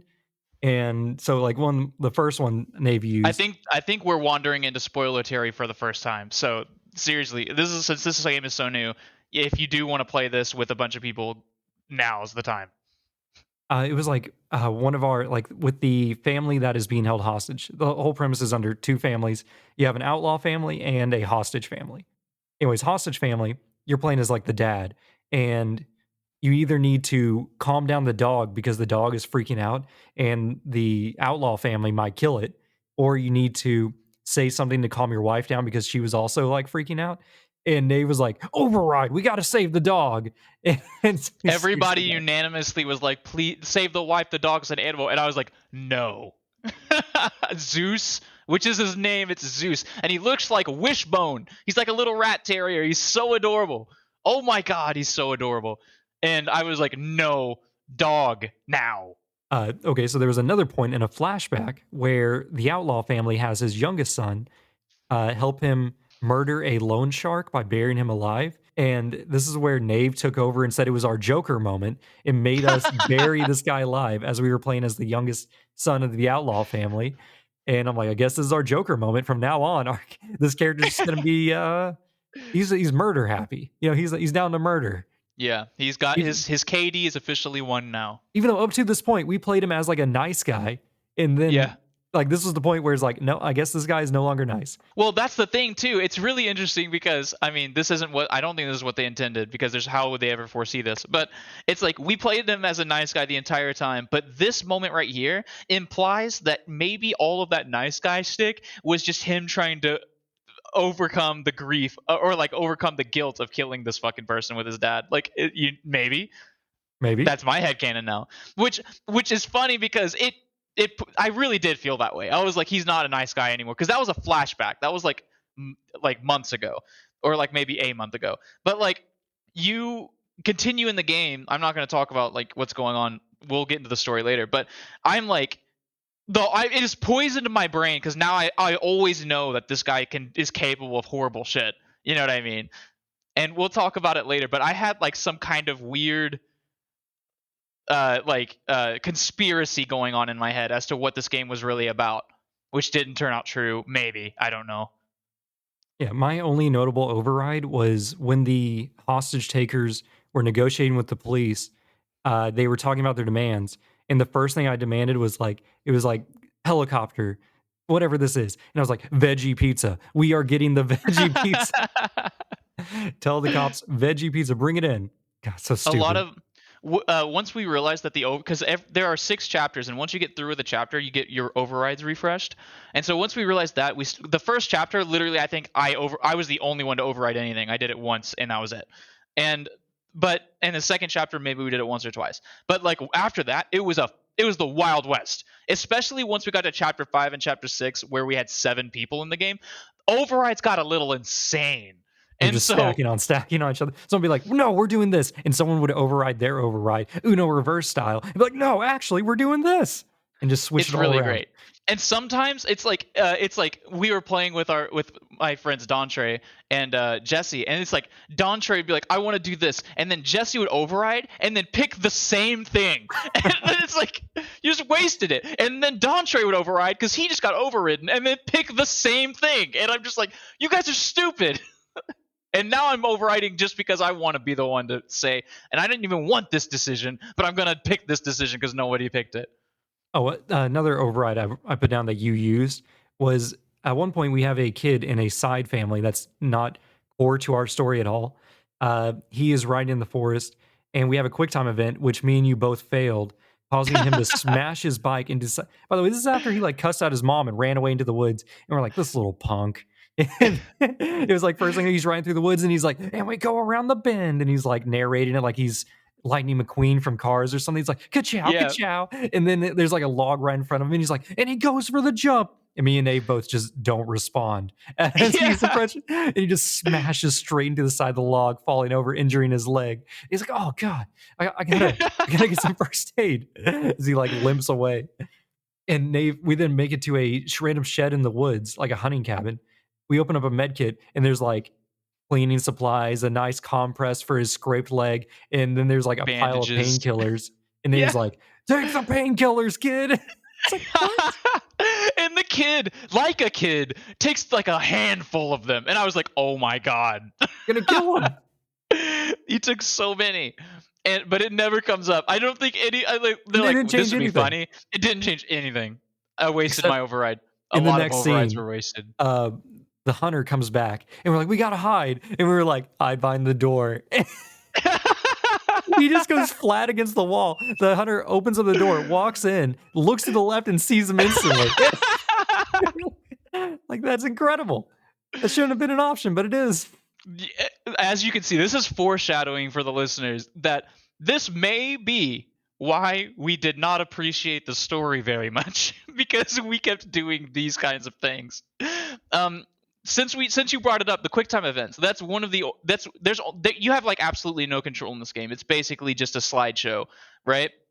Where you're just selecting things, and it's like a choose your own novel situation where you have those choices so to like do actions or to say things, or you have QuickTime events, which you can. So there are button press ones, but we all changed ours to where you only tap, right? Because I don't fucking like mashing buttons. That is the worst kind of QuickTime event. And so you would get multiple different QuickTime events, and it's nice because it'll be like, hey, Philip, go QuickTime event, and then it's like, Nave. My name was what was my name? Butt. My You called name yourself was. butt for some reason. It would be like butt, quick! You have to jump and survive, butt, and I'm like, oh no. And so since that I'm not was gonna do our it. only way to interact with the world, sometimes when I felt like it was safe, but it would be a good comedic timing. I would just fail QuickTime events on purpose, just let it go by, like. And it got to the point where I'm pretty sure the game was noticing that I was failing QuickTime events. Because I don't know about you, but in the last 2 chapters, I was not getting like any QuickTime events. Just want to give it to you. It just wouldn't give me QuickTime events because I was like, I can't wait for my next one so I could fail it. And everyone goes, "What are you doing?" But I like never got any, so it didn't even matter. But the other one was sometimes you had to click on stuff. I think I can only remember one time, and that was when we were playing darts. Yeah. Right? Which we failed I at the don't. last second. We Because we did, got the yes. first two like perfect, and we're like, we're smoking this fool. And then I don't know, like we had like 3 people who didn't get in the circle on the final one, and we missed and just falls down. We're like, oh, I guess that was our one chance to get to Canada, and it's gone Yeah. now. And it's All there's right, so many so goofy things you can do. let's start heading down the plot as we saw it. So we start out with our, I think it was the hostage family. The dad has lost Yeah. his job due to a industrial accident involving an airplane engine exploding, and the company is blaming it on him, basically saying like you'll never work again, and they have to move to find a new job. Finds out his wife's cheating on him. Nave decides to stop and make chocolate pudding, and we end up That's not so forgiving much our wife. later. What is it? That's so much later. Yeah. The whole cheating thing is chapter 2 for sure. Oh, okay, Because we do that. We do the whole thing and get the hostage family to the hotel, which takes a while, and there's a lot of shit you do at the hotel. And then you go to the outlaw family, break into the house and steal the money. Then you run away and get to the hotel, and then that's the end of the first chapter. And then the second okay, chapter is the flashback going into. that It makes more doesn't sense. matter, but Quick before we get too far away with the intro bit, in the very first scene, you are talking to your daughter as the hostage family, and she's just quizzing you on random stuff. Like we were watching the scene, we're talking or whatever, and she goes, "How many stars are on my backpack?" And I'm like, "Oh my god, it's gonna be one of these situations." And I'm like, "Guys, it's gonna make us remember stuff. So when things pop up that are important, I need you to remember them, okay?" And they're like, "Okay, yeah." We end up cheating to try to yeah, figure out which is a because none of choice. yeah, you can cheat. And our kid calls us a cheater and gets mad at us and runs away. Uh, Skip to the outlaw family where we are about to break into the corrupt sheriff's house to steal his safe or break into his safe. And we hold up a scrap of paper with a number on it, and it holds it cleanly up to the camera. And it's like 9176 or something like that. And I'm like, guys, we need to remember this because for some reason we're going to need to know this when we get in there. which is funny because the moment Philip goes, guys, we need to remember this, I immediately start going 539 821 I'm like, that's not it, Nick. 965. Yeah, and then as soon as it's gone, I just continue saying numbers so that everyone's like, oh god. Yeah, I I did not don't. remember it instantly. We meet Cletus the dog, which is the sheriff's dog that is actually just a good boy. We just pet him and It's walk like in. it's so funny because it is like a Rottweiler going, "Ah, ah, ah, ah," and I'm like, and everyone's like, oh my god, like there's a bunch of things you can do, but I'm like, hey, that dog's tail's wagging. Maybe we've just talked to it, and which is one of the, and so I do talk to it. I think I overrid this You because might have. no one wanted to do it, and so I talked to it, and the dog is just like, oh, this is a cool guy, and so I just wish we just walked past it. It's really funny. All right. There is a plot point where we make it inside, and your juvenile delinquent of a brother, your middle brother, who likes to bully you, is a real jerk, says, "Hey, help me out with this," and begins to pee into the lemonade in the sheriff's fridge. And where we're like, Yeah. "Well, when in Rome," and so we pee into the Coke. And this became a reoccurring theme or joke up to that point of every time there was food involving this family, for some reason, there was always pee in it. I don't know Yeah, why. the whole family became this piss fetish family. I don't know why. It just, well, the whole time we're just joking and goofing off. Like there's not a whole lot of interactivity to this game, so we just found ourselves having a bunch of inside jokes by the end of the game, which got progressively funnier and funnier to us. Where we were like, we didn't even need to. Sometimes food would appear near one of them, and we would just start laughing. No one had to say anything. We just would We all know knew. what we were all thinking. Yeah, there's this scene way later on where this guy breaks into the bad guy or the outlaw family's house, and he's like, chili smells good. And I'm like, oh yeah, it's because it's our mom's secret ingredient. She pee-peed in it. And I'm just like, it is it Why? is just so stupid. God. We make it upstairs. We find the safe, and I'm like, "All right, guys, I don't remember the number. Does anyone remember the number to get into the safe?" And everyone's like, "Nope." We just start mashing it. We're all mashing buttons at the same time, just screwing up the combination. I There wasn't even a okay. chance of us maybe guessing it. We're just mashing the button on it, like flipping the slides all over the place. Well, that's the thing. I'm pretty sure you and Melissa were both like genuinely trying, and I was just like, hey, hey, hey, hey, hey, on everything, and it gives everyone the opportunity to hit done. Like anyone can just go over. It's not a group decision. It is just whoever hits done, it's done, and then we try. And so We it's cause great. the And lockout or something. We run out of time, and then we yeah, have we to ran just out of time. manually crack it open. God, it's so stupid. That is where we end up getting a tiny black book that has all the corrupt cops' dealings in it and We a didn't large know that portion of at his the money. time. Yeah. The Our character kid, grabs it because he thought it was a bird calling book or something like that. yeah, it was like bird watching, whatever. And like this kid is, I don't know, just grabs. There's a million books, right? And he grabs that one. And the funny thing is like we're looking for a safe, right? And so when there's a bookshelf, a desk, pictures, whatever. You can click on a couple things, and we click. Everyone clicks on the bookshelf. Everyone's like, it's obviously there, and I'm like, no, you idiots. And then it lets you click on the, they grab the book, it lets you click on the bookshelf again, so I'm like, it's obviously on the bookshelf, and then I override and make us bookshelf, and everyone's like, Nave, you idiot, we're running out of time, and then it is there. So stupid. As he then, instead of grabbing a single book this time, he shoves all the books out of the way and the safe is behind the bookshelf. So Yeah, stupid. which it's a way to railroad you into finding the Yeah. safe. So I'm pretty sure I think there was like the desk, the bookshelf, and a painting, and there's three things. So I'm pretty sure you had three chances to find the safe, and so no matter what, you were gonna have to grab that book. You know what I mean? And then there'd be an opportunity to not find the safe, but whatever. So like that's like metagaming a little bit, but that's usually how developers in choice-based games force people to into one thing, like magic tricks. But while we are busting open the safe because I sabotaged my friends, um, somebody pulls up into the driveway, and it is Dante, The the corrupt cop.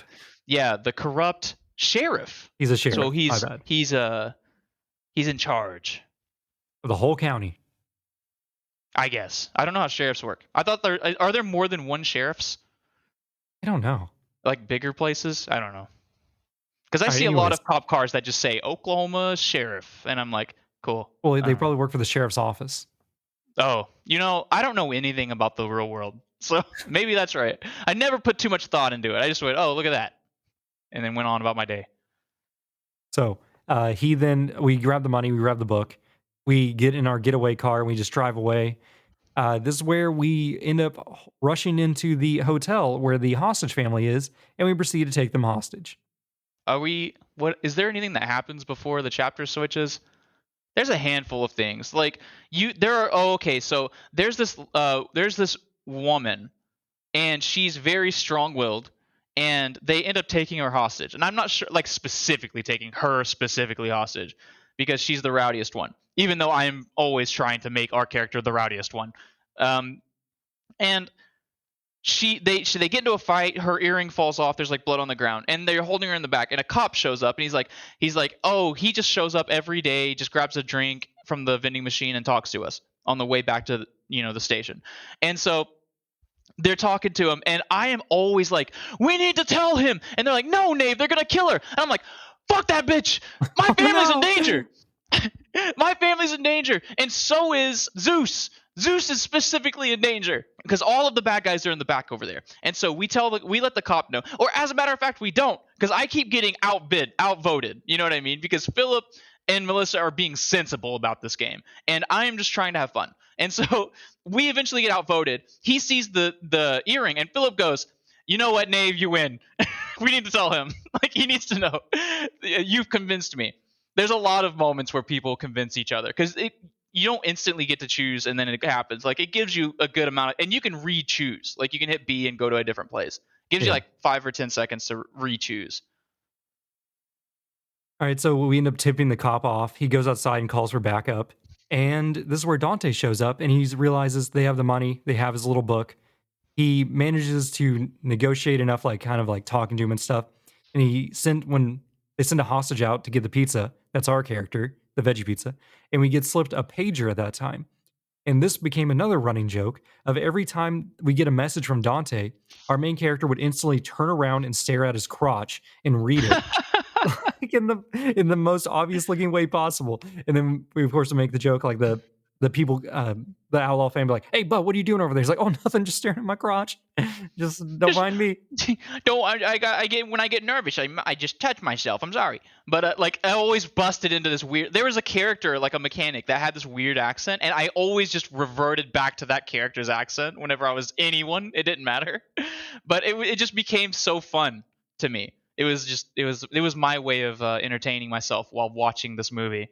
All right, so we, of course, our whole game is based on these two families. There is the two side families of the strong-willed woman that runs the hotel and her son that's a jerk to her, and she gets killed by the people at one point after one of the hostage, not the hostage, the outlaw family, the crazy delinquent one that bullies the younger brother and sniffs glue, goes outside. And I don't remember what they were negotiating for. Maybe it was when they were trying to get a helicopter or something. At that point, he just gets blown away by a sniper, just takes him down.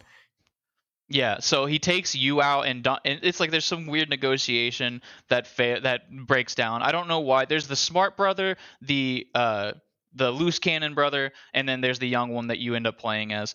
And so he sends the loose cannon brother out there to the guy Dante. They have like bad blood. Like repeatedly in this game, they have He mentioned that peed in his Dante lemonade. and this guy he did pee in his lemonade, and he did drink lemonade. Well, one thing we didn't bring up. Okay, flashback to when they were breaking into the house.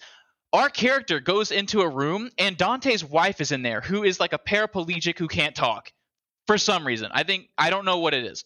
And so which she's rushing to a button, like an emergency button, and I'm like, push her over, and then everyone's like, no, no, just grab the button. Like, I was gonna push the wheelchair lady over, and turns out she's fine, and she hates Dante, so she actually helps you out a little bit. But what was my point about this? Oh yeah, so there's a point where Dante comes home, goes straight to the fridge, pours himself a glass, and before he takes the drink of it, I'm like, what if he pours a glass of that Coke and brings it to his wife? Oh no, that's so bad. Yeah, and so we didn't know the wife was there when we pissed in the thing. I don't even know if they knew about the wife. But anyways, Dante and this brother don't like each other a lot. And so Not Dante, a sniper shoots the other guy. And what else happens? Dante tells you about the book, and he's like, so you're outside officially, and shit's busting loose. The big older brother's starting to shoot out the door with his sawed-off shotgun. I don't know what he's trying to accomplish, but with a sniper out there. And so you're like, okay, our character is like safe, right? And Dante grabs you by the collar and is like, no, you go back in there and you get my book. And your character's like, isn't that like a little suspicious? And he's like, I don't care. You have your page, you have the pager, you got to go get that book. You're my man on the inside. And so he sends you back in there, and immediately the older brother grabs you and goes, why the fuck did you come back inside? What have you done? It doesn't What make did sense. you do? Yeah. Which we genuinely had nothing to do with this. So I don't know. It's like multiple things happen, and we don't know if it's our choices that resulted in this fucking situation, or if this is specifically how the game is supposed to turn out, and the game railroads you into these choices. Specifically because I don't know if the younger brother's supposed to die, but I really doubt that the strong-willed woman was supposed to die, because there are specific achievements when you get through parts that are like, hey, you got through with this character surviving. So I'm thinking our dumb decisions ended up getting this woman killed, especially like repeatedly choosing the dog over her and stuff like that.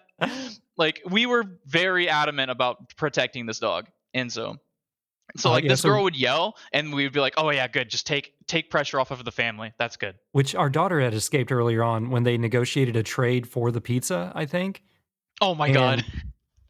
And she's out in the cop car, and Dante keeps sending us vaguely threatening text messages to our little crotch pager saying like, the book for your daughter, like stuff like that. Like, it very clearly like, hey, if you don't find that book for me, your daughter's not going to do so well out here with the cops and everybody watching. It's interesting because you have a choice between your dad and your daughter, and your dad has cancer. At some point that's mentioned. And so your dad has a tumor. And he was gone for all your life, and he finally showed up for a month. Like, there's so much like little intermingling like family drama happening, like interspersed to that. So if you like the family drama stuff, you're gonna love this, because the whole game turns out family drama. It turns out this is what this game is about.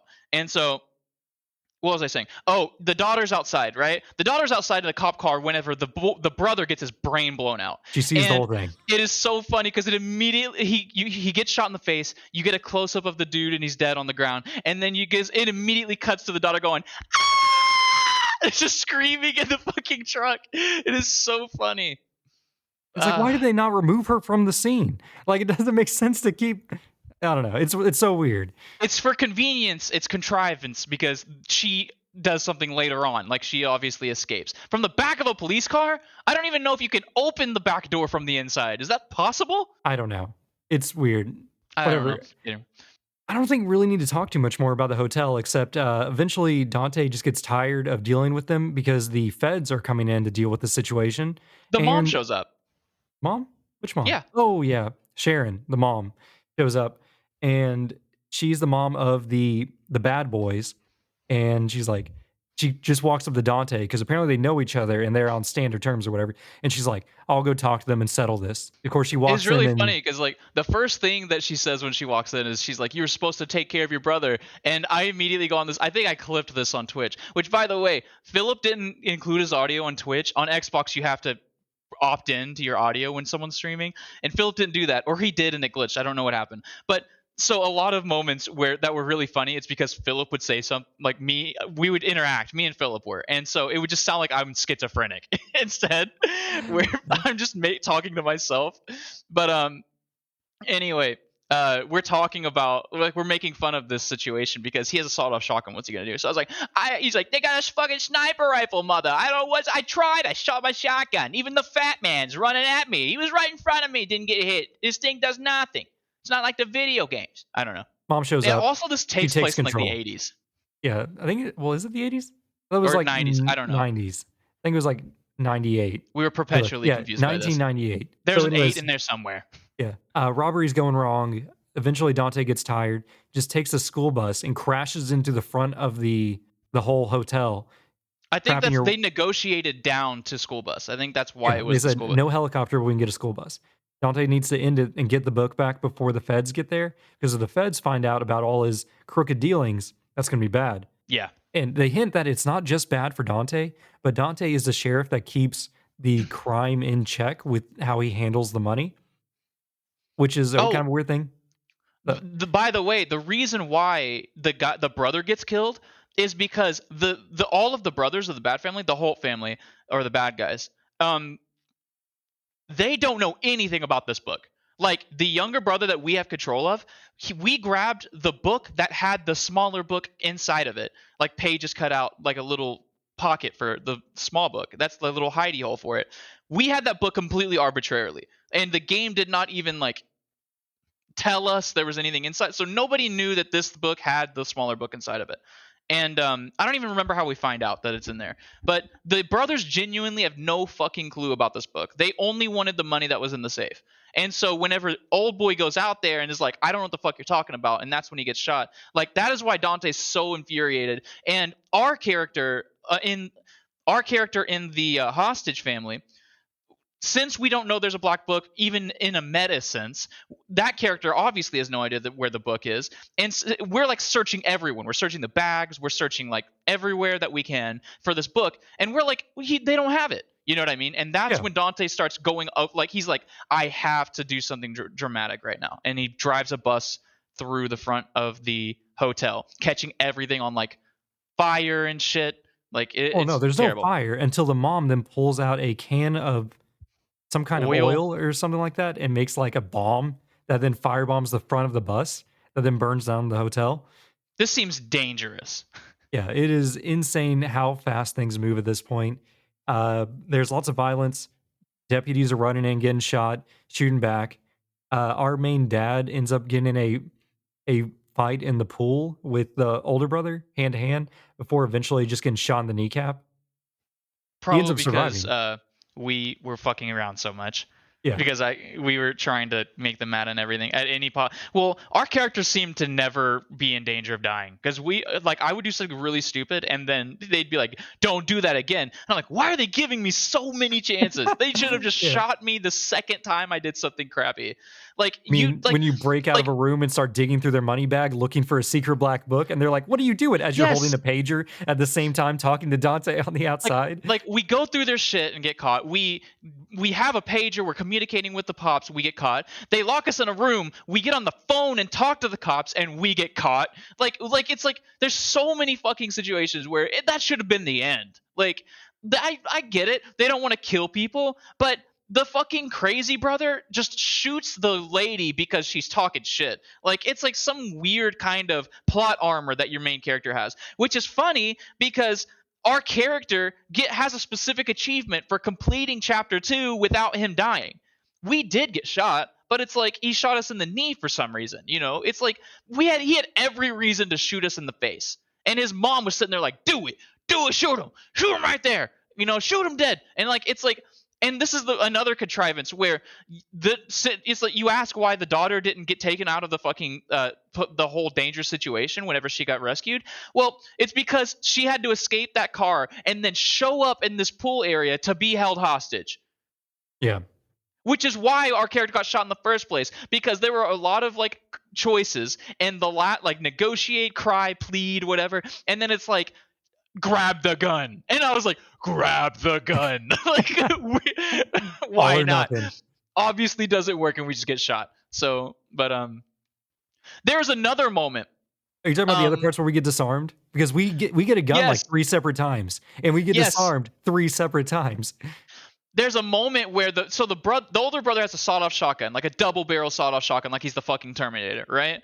And so we get this double barrel for some reason, and we get the opportunity to shoot the older brother, and I'm like, do it, shoot him! This fucking asshole's gonna destroy our whole family and do bad shit to us, right? I'm just fucking off, right? And so I think I might have even overridden, or maybe Philip chose with me I think because we he all just wanted to see what agreed happened. that we need to take the shot. Okay, so we decide to take the shot. There's no shell in the Yeah. shotgun, The gun and wasn't even loaded. immediately, but this is the weird thing. They act as if it is loaded. That the older brother knows it's not loaded. He knows. It's not like, how many shots have I shot? And do you feel lucky, Oh punk? my It's god, not like yeah. that. It is literally, he immediately, as soon as you take the shot and it goes click, he pulls out the shell from his pocket and goes, "You really were gonna shoot me?" But it's like, this guy never like he's never like shown to be like an actor or anything. Like, there's no reason for him to act as if he's surprised, because this is the standoff. It's a Mexican standoff. There are two guns, sawed off, and someone else has a pistol. Right? It's the crazy brother. He has the pistol. So the crazy brother is like, "Don't shoot my brother, or I'll shoot this person." Right? It's such a weird situation where Yeah, the older they brother didn't could have need to easily just gone, grabbed. "There's no bullet in there. Like, just fucking shoot them. Like, do something." You know what I mean? So weird. Yeah, that doesn't make sense why he would drag that out dramatically. It's also a cliffhanger ending for the chapter, I think, It which is.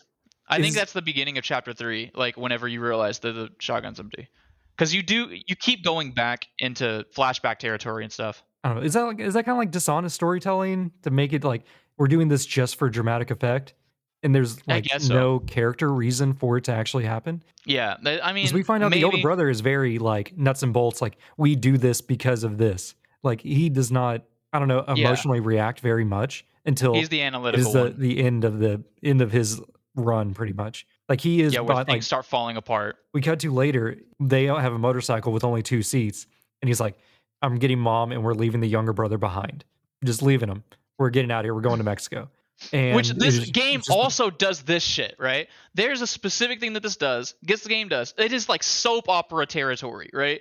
Where it's like chapter 1, there's shit going on. It's like the dad, your dad and your wife are fighting all the time, and I decide to leave with the dad specifically because of the dog. Everyone else wants to stop with the kid. Maybe I overrid a little bit more than I thought I did in chapter 1. But so everyone wants to stay with the wife because the wife is distressed, but I decide to go with the dad because he's got the dog. And this is when he goes, "I have cancer, I have the tumor and everything." They just drop shit on you like constantly. And so, but in chapter 3, there's the moment where it's like, "Hey, your dad is a horrible person. The whole reason why you're in this situation is because your dad is there. Also, he killed himself. Also, he tried to force you to bury someone alive." And then there's the scene in the with the motorcycle that you're talking about, where it's like there are only 2 seats, so it's gonna be me and mom. And by the way, you're adopted. And it's oh, like, yeah, I forgot what? about that. That was so weird. Like, No, there's it a random plot point dropped in there. God. Okay, let's like the story goes on and gets more wild where I talk about there's like a second minor family. This is one where there is a teen girl with a security investigator dad and a senile grandma. And the whole point is that the brother of that family died at one point because he was reckless. And now the dad is overprotective of his daughter. Anyways, his daughter then wants to break free, runs away with our murderous Joker younger brother because he's Yeah. completely away from his family. He doesn't have any money. He's just on the run for murder at this point, and they run away together. And I'm like, this is so weird. And this dad is incredibly good at his job, tracks them across the country like 3 separate times. It's like he just pops out around the thing. It's Yeah. like where's Majima is that the thing? Yeah, In Majima everywhere. yeah, he just like I've It's seen such a the good memes and pull. stuff. Yeah, where he's like he just pops up and he's like, "Girl, you're coming home with me right now." And she's like, "No, daddy, I ain't going home. Let's get out of here, Dean." Even though that's not your name, you've just been lying to this girl this whole time as you've been Yeah. traveling across the country. God, it is painful because it is just not a good story, as in it doesn't feel good to hear. Like it's bad on all sides. I don't know. So it's like, it has story beats that have the potential to hit, but I think a lot of it has to do with the fact that there's so many different choices and things could get like tied up and screwed around and stuff. And like, I feel like almost every one of these story beats that have the potential to hit, they never had enough time to like cook in the oven before. Like, there's never enough build up to these like revelations. Like, when you get told you're adopted, there is like absolutely no fucking heads up. There's no way. Like, there's no doubt. Like, it's just, they just treat you like you're their younger brother. Like, I think you have different hair color than everyone else, but what does that matter? Like, what does that matter? Have you ever seen the fucking Punnett Square? Like, that's possible, right? So Not to mention, you're 18 years old, so they kept this secret for 18 years. No one in your family ever said anything. it's super extra weird because the dad is like, your You're the older best like your one. older brothers, I hate them, but you're my favorite. But you're not even related. You would assume that he knew that he was adopted, right? Like it's so weird. Like the guy's like, hey, we're burying this dude alive, but I'm gonna tell you about this time when my dad made me shoot someone, or I don't remember. Like he's like telling him this shitty story. And it's like you would think this bonding moment would be like, hey, you're adopted or something, or like the moment where he's killing himself. He's like, hey, I love you. You're good. Here, share a beer with me. Okay, bye bye. And like you would think that would be the moment or something. You know what I mean? To let him know that the family is not like sow seeds of doubt in your narrative. Like we had no choice in that whole situation. That was a flashback. Like we were railroaded into that fucking conversation, I assume. But it's like we were never. What were you gonna say? Oh, I was just gonna bring up the story. The story is really weird with his father saying, like, okay, so he's like, oh, back on the farm, I had this horse, and it was the best horse I've ever seen. You ever seen a horse? Picture a horse 10 times better than that horse. That was my horse. Anyways, one day it just got it was a little pissy. And my dad says when an animal gets pissy, and he handed me a gun, and I blew its head off. And that's how I became a man.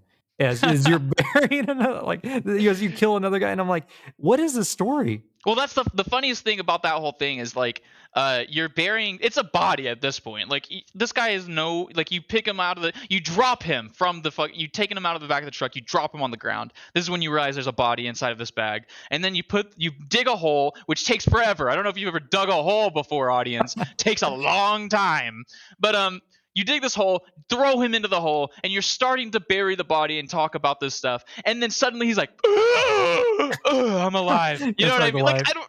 It's so weird. And he's like, don't do it. Don't kill me underneath the dirt. Which I don't even know why. Like, is he tied up? Like, I don't even remember. He's just like laying there, like, don't do it, please. He just lays there. I don't understand. And then your dad's like, do it, bury the man, Bury him alive. like he literally turns into fucking Alex Jones, just starts screaming about burying this dude. It's so fucking strange. Oh, okay. And then at one point, so you do get the no Russian warning where it's like, hey, man, things are about to get a little heavy before this all happens. And I'm like, okay, yeah, no Russian, whatever. The dad's then goes to commit suicide, and he's like, hey, tell your mom to use the insurance money or whatever to pay back all the mafia loan sharks that are apparently in the town that are Yeah. going to come for us. And then I'm like, you don't get payouts for suicide. And then The very next the next thing. scene is the mom is like, what an idiot. You don't get payouts for suicide. And we're like, what? All this was for nothing? All of it was for. I mean, I guess they're just showing him in the light of being just a complete fuck up. They're just JDing this Oh, guy. well, no, side plot is that, what was it? Not Cletus. I don't remember his name. Curtis, the mechanic, and dad were both in the war. I don't remember if it was Korea or Vietnam, but they were in the war, and both of them got kind of messed up. And the Yeah. mechanic's like, I'll never pick up a gun again. It's, it's so stupid. And he's in love with that guy's wife and stuff. It's like there's so much Side plot. it sounds like there was like a lot that they wanted to expand on, because whenever you learn that this mechanic was in love with the wife, you learn it immediately, and the wife happens to be there, and so they immediately go into like he looks at a picture but you don't see it and he sets it down. Like it's like it's like this random, like it just suddenly appeared. Like there is no like this woman shows up. I don't think they don't even look at each other. Like they don't talk to each other. Like there's no communication as far as I remember. Or if there was communication, it was so little and mundane that it never came up. Or maybe we were all just bullshitting and No, not they paying explained attention it. to the I can story. explain why she showed up at this mechanic's house, because she knew that he was still hot for her, even Well, after no, I'm she's. talking about. I know why he did that, but I'm saying that when the woman showed up at before the bus crashed into the thing, right? Oh, The yeah. mechanic was there, like, but they never did anything. Like there was like 25, 30 minutes of time where there was Oh, they nothing never happening. interacted. You're right. Okay, see, yeah, that's what kills me is there's so many side points, and I think we might as well cap out that the ending is very unfulfilling, and then it leads into wait for book 2 or season 2 when it comes out, and I'm just And like, oh my god, dude, I'm just remembering so much. Do you know what like the lead up of that is? There's a moment when when the woman walks through the fucking front door, the guy with cancer, your character's dad, grabs a hat, puts it over his head and like ducks down, right? And yeah, everyone's because like, what was that about? You know what I mean? Like that right there is something. It's like, okay, that's clearly leading to something, right? Never comes up again until the very end of the game. The very end of the game. It is the last thing you see. It's the last revelation you get. And you know what the revelation is? He's like, oh, I was there at the hotel before it was named what it was before. That's it. That's the No, whole no, he had revelation. turns out grandpa has a whole history of, like, organized crime. That was the whole thing, and so What? that's what I think. Yeah, he used I to be thought he just involved. liked to beat like fuck hookers and stuff. I don't like he talked to his son about it. He was like, I like to bang hookers and I had a nice car and stuff. And I was like, yeah, all right. Oh, okay. I got the gist that basically he was like a mafia almost, like the loan sharks that were coming after the dad of the crime family.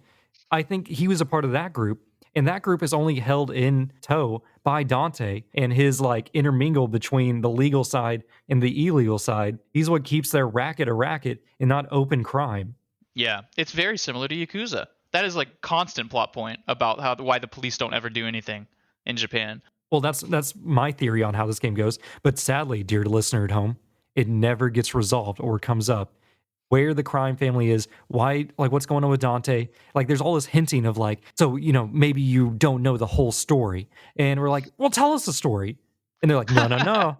You gotta wait for season 2 to come out. And I'm like, I can deal with an unfulfilling ending. I can deal with Gears of War 4 when I'm like, okay, so this was like we end up kind of losing in the end of like, oh, this is just the setup.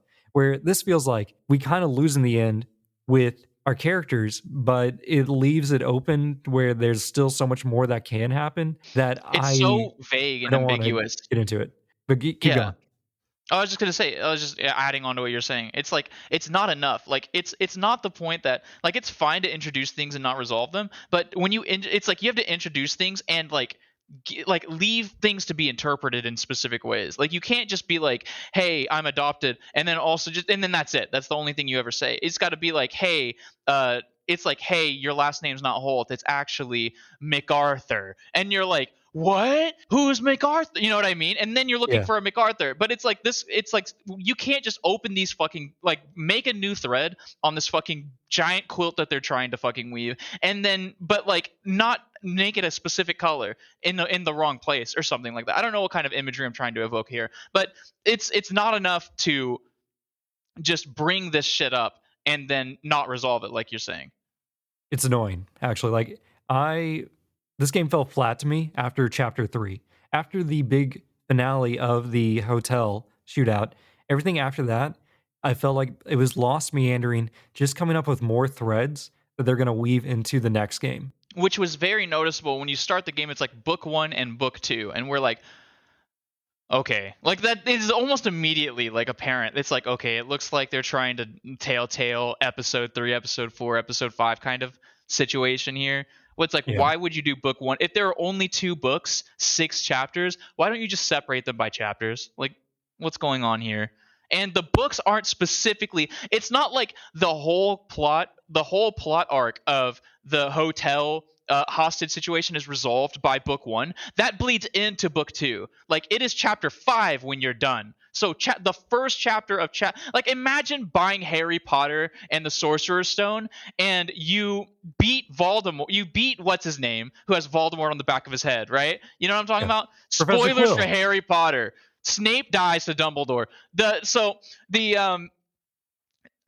Fuck, what was I saying? I was memeing and I forgot. Oh, so it's like imagine you beat that guy and then it continues into the Chamber of Secrets for a third of that book and then stops there. Like it's like why? Why? It doesn't make any sense. It's like he gets to fucking year 2 in Hogwarts and then has a little bit of adventure and nothing gets resolved and then it's like a bunch of things get introduced and then nothing gets resolved. Why separate them into 2 books if there's not a specific dividing line, a specific like separation, differentiation between the 2 books? There isn't. It literally is because they had 3 chapters and they had 6 chapters, which is evenly divisible by 2. Like, come on. Yeah, it doesn't That's feel just good. me being overly analytical, but All right, now let's talk about the framework for the whole game and the ending. The opening of the game is with the daughter that witnesses the death of the middle brother. This is the oh daughter wait, of the hostage family. What's up? we so there's the line, the whole fucking thread of Dante with the black book. This is Yeah. where we were in the story before we went on that huge tangent. So Dante confronts the old dude, right?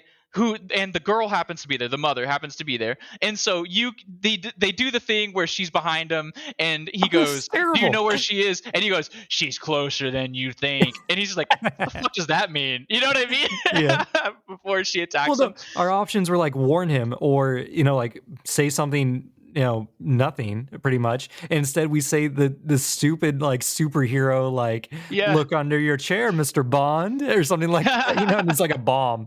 Like, why did we have to do that? But it was so much funnier than any other choice. And the great thing is that you have to choose between giving Dante the pistol that was disarmed from him, or giving the pistol to the woman and like running off with her. She's constantly trying to get you to run off with her, by the way. And Philip and Jana are not Jana. Philip and Melissa are not having it. And so I'm just like, let's do it. Who cares? Fuck it. I don't know. So Dante shows up, and I'm like, give it to Dante. If we get rid of this bitch, the whole fucking everything's done. You know what I mean? Like, we just need to lock these people up. Like, I'm over it. You know what I mean? Tear down the I whole am family. pro hostage family. I'm pro that family. I don't give a fuck about the Holtz. And so the funny thing is the way that this resolves is I was like, Dante's gonna shoot this woman. Like, Dante's gonna kill her. And maybe even this guy. I just fucked everything up, but I don't care. But he's just like, nope, I'm gonna arrest her and take her to jail. And so she knows everything. She knows like all what's in that black book. She knows what's going on and everything. Her whole plan is to go to the news with this shit. But Dante's like, nah, I'll just arrest her. And he has the black book in his cop car. He's like, hey, hey, hey, hey, hey. And he drives off. And that's the end of the whole fucking plot. Like, that's the end. That's how it resolves itself. Yeah, and it feels terrible because it's like if they do continue this plot line somehow in the next game, like maybe the mechanic who turns out to be Dante's cousin, by the way, maybe I don't know how this relates. I don't know how we're gonna find I like think that's just randomly dropped too. It's like, we're blood. I'm like, what? yeah, he's like we got to stick together, cuz, and I'm like, why do we need this plot? This is another drop plot point where I'm like, okay, so this is just something that they threw out in the writing room. And they're like, just put it on the whiteboard, and we'll see if it comes back up, and we can like, oh god, it's like I think back to like do you know Neil Gaiman, the writer? No. Oh well, like he has Neil a Gaiman. That's his name. wait, is that it? Would you I say think so. Neil Gaming? Gaiman. Is he a game writer? I would be a game writer if my name was Oh, Neil Gaiman. yeah, Neil Gaiman. He's an English writer. Anyways, he has a famous quote. He did like American Gods, Coraline, Stardust, that type of stuff. He has like someone asked him, "How do you do such good foreshadowing in your books? Like where like little bits, lead into the later bits." And he says, "After you finish writing the book, go back and rewrite it again and make it look like you planned it all out." And I'm like, Yeah. "That's perfect. Like that's all it is. Is you Well, just gotta. They're that's just a putting huge thing. stuff in." It's like retconning. I don't remember what podcast I was listening to, but they were talking about that, where like you can go back and just retcon so many fucking things, like in different plot points. Whenever like, because there's so many. It's just kind of how your brain, your brain is so good at establishing patterns. Like whenever you analyze it, and that's in that light, it's really easy. But It it's seems like funny they're setting up whenever, foreshadows for things that aren't happening in the story, though. Like they're yeah. putting red herrings that aren't even red herrings for the mystery we're solving. This is a red herring for a different mystery that we're not even involved with. And it's interesting too because there's this random plot point that comes up. I don't remember where, but Dante is like, because the whole implication is that Dante's corrupt and he's taking money like bribes so that the whole crime thing can continue or whatever. You don't know. It is not even like Mr. Gang Member X gave me this money. It's literally a bunch of numbers and like fucking. So you have no idea who this. It's like could be corporations, it could be whatever, but some kind of bribery is going on, some kind of like money laundering or whatever, and then like everyone's blaming Dante and going, Dante, why are you taking all this money? And Dante's like, this isn't my money. This isn't for me. Like if you take this, so much shit's gonna unravel. And I'm like, this is interesting. This would be good if this was the this is plot. good. But then it just doesn't resolve itself like even slightly. And so it makes me wonder if we gave the gun to the woman, like if she went to the police, like does that change the outcome where this whole game turns into this fucking other thing? But I doubt it because that's a lot of extra fucking legwork that they have to do. Yeah, it just doesn't sit well. Because the whole game, by the way, the thorough line of this entire game is that the young daughter in the hostage family, you see her multiple times in flash forwards to 2012 where she is an adult. So she's alive. No matter what happens, this daughter's alive. Because it's like at the beginning of the game, the first cutscene you see is of this daughter. Right? You don't exactly know that it's her, but this is the same person throughout the entire game. And the game even ends. The game begins and ends with this daughter at this older age, and she's like in college and stuff. So you get the sense of idea that the hostage family is the main family, and then the Holt family is this B plot, right? And so it puts all of this emphasis on this first family that you play, but I don't know exactly what the fucking, like, you intrigued me saying that the dad with cancer might have been part of the crime family, and I'm like, okay, this is kind of starting turning into the small universe Star Wars situation where everyone's Yeah, connected to everyone's a everything. Jedi somehow. Everyone's a superhero in Spider-Man's friend group. Yeah, it's like C3PO was built by Anakin Skywalker and shit like that. Yeah, it's so frustrating because like this whole plot thorough line for the first two books, because I'm assuming there's going to be like maybe two more, is that this daughter has anxiety. Like that is the end. Like, she's trying to deal with her anxiety. That is what essentially becomes the end of this fucking narrative arc of these first two games or books. And so it makes everything from the whole family feel worthless until the very end when the dad is like, I knew about that hotel before. And so it's like but it's not satisfying in any meaningful way. And as a matter of fact, it's so vague that Philip picked up on something that I didn't even pick up. I was just like, of course he fucking knew about the hotel. Like, what? I don't, like, why wouldn't he? That's how everything else has fucking happened in this game, right? Why wouldn't Yeah. he know about the hotel? And the thing that Philip picked up on was like from the first chapter where he was like, yeah, I was picking up the hookers in my good car and stuff. You know what I mean? So it's like, other than that, he never really brings up that, as far as I'm aware, right? Other than that, it's He's always like about his cancer. I've been all up and down this highway or this part of the road. Like, he recognizes, and he also highlights he gets recognized by the mechanic, Dante's cousin, at one point too. Hmm. He's like, "Do I know Yeah, you're you?" And right. he's That does like, happen. "I have one of these faces." So No, he obviously, he says people mistake me for Clint Eastwood. I remember that. oh, he's so stupid. So he obviously worked this area for a while doing something that got him a big fancy car and everything else that went along with the fancy life, I guess. Enough Yeah, to it get, makes me wonder how recent was that? Because because I don't, like, if that guy was there very recently, you think he would be immediately recognized by mostly everyone, right? But it must have been so long that everyone kind of only vaguely recognizes him. Maybe he looked younger, you know what I mean? But at the yeah. same time, it's like, what's the point? Because as a matter of fact, now that I'm thinking about it, the very beginning of the game, it was the wife is mad at the dad because the dad was like, I want to take the scenic route. The wife wanted to take a plane. That's like one of the first things they start arguing about. And so it's so obviously he wanted to see this place for some fucking reason, maybe nostalgia or something. I don't know. Like, now we're like really reading into it. This loops right back around into me hammering home at the beginning that we were fucking around for a lot of this game. And so, like, it's sad because we can fuck around in games like A Way Out or like Halo 3, and still get meaningful nuggets out of the narrative of the games, right? Does that mean that this game has a bad narrative, or does that mean that the lack of interactivity got us to focus on way too many things and like we just didn't follow the narrative strongly enough? I don't know. And also, since it is in fact a choice-based game, we did railroad ourselves into a goofy kind of situation a handful of times rather than being completely straight-faced and serious. It's like whenever we did our episode of A Way Out with Jared and Kai, they talked about this game in a lot less of a happy light than we did because they played the game a lot more seriously and they focused on the narrative and they didn't take away as much. Where we had a really dumb, goofy time, and so it's like they're playing a crime drama and we are playing the same game, but it is more of a comedy slapstick game. You know what I mean? And we got so much more enjoyment out of it. So it's like games are hard. Is what I'm Oh trying to yeah, say out of this rant. your mileage may vary. Yep. This is why it's good to know your reviewer. Do you have any more meat points? Because I think that I'm tapped out. There's a whole thing about, you think God ever comes up, because there's a whole plot point at the last chapter where this lady randomly gives you like a do you believe in Christ newsletter thing. You know what I mean? That's Like, weird what was too. that about? Like, that was just randomly there. Like some woman shows up and she's like, hey, why don't you join the swim team if you're gonna practice going underwater? And she's just like, It's it's this edgy. I just like the way suffocating feels, or whatever the fuck it was. I don't remember.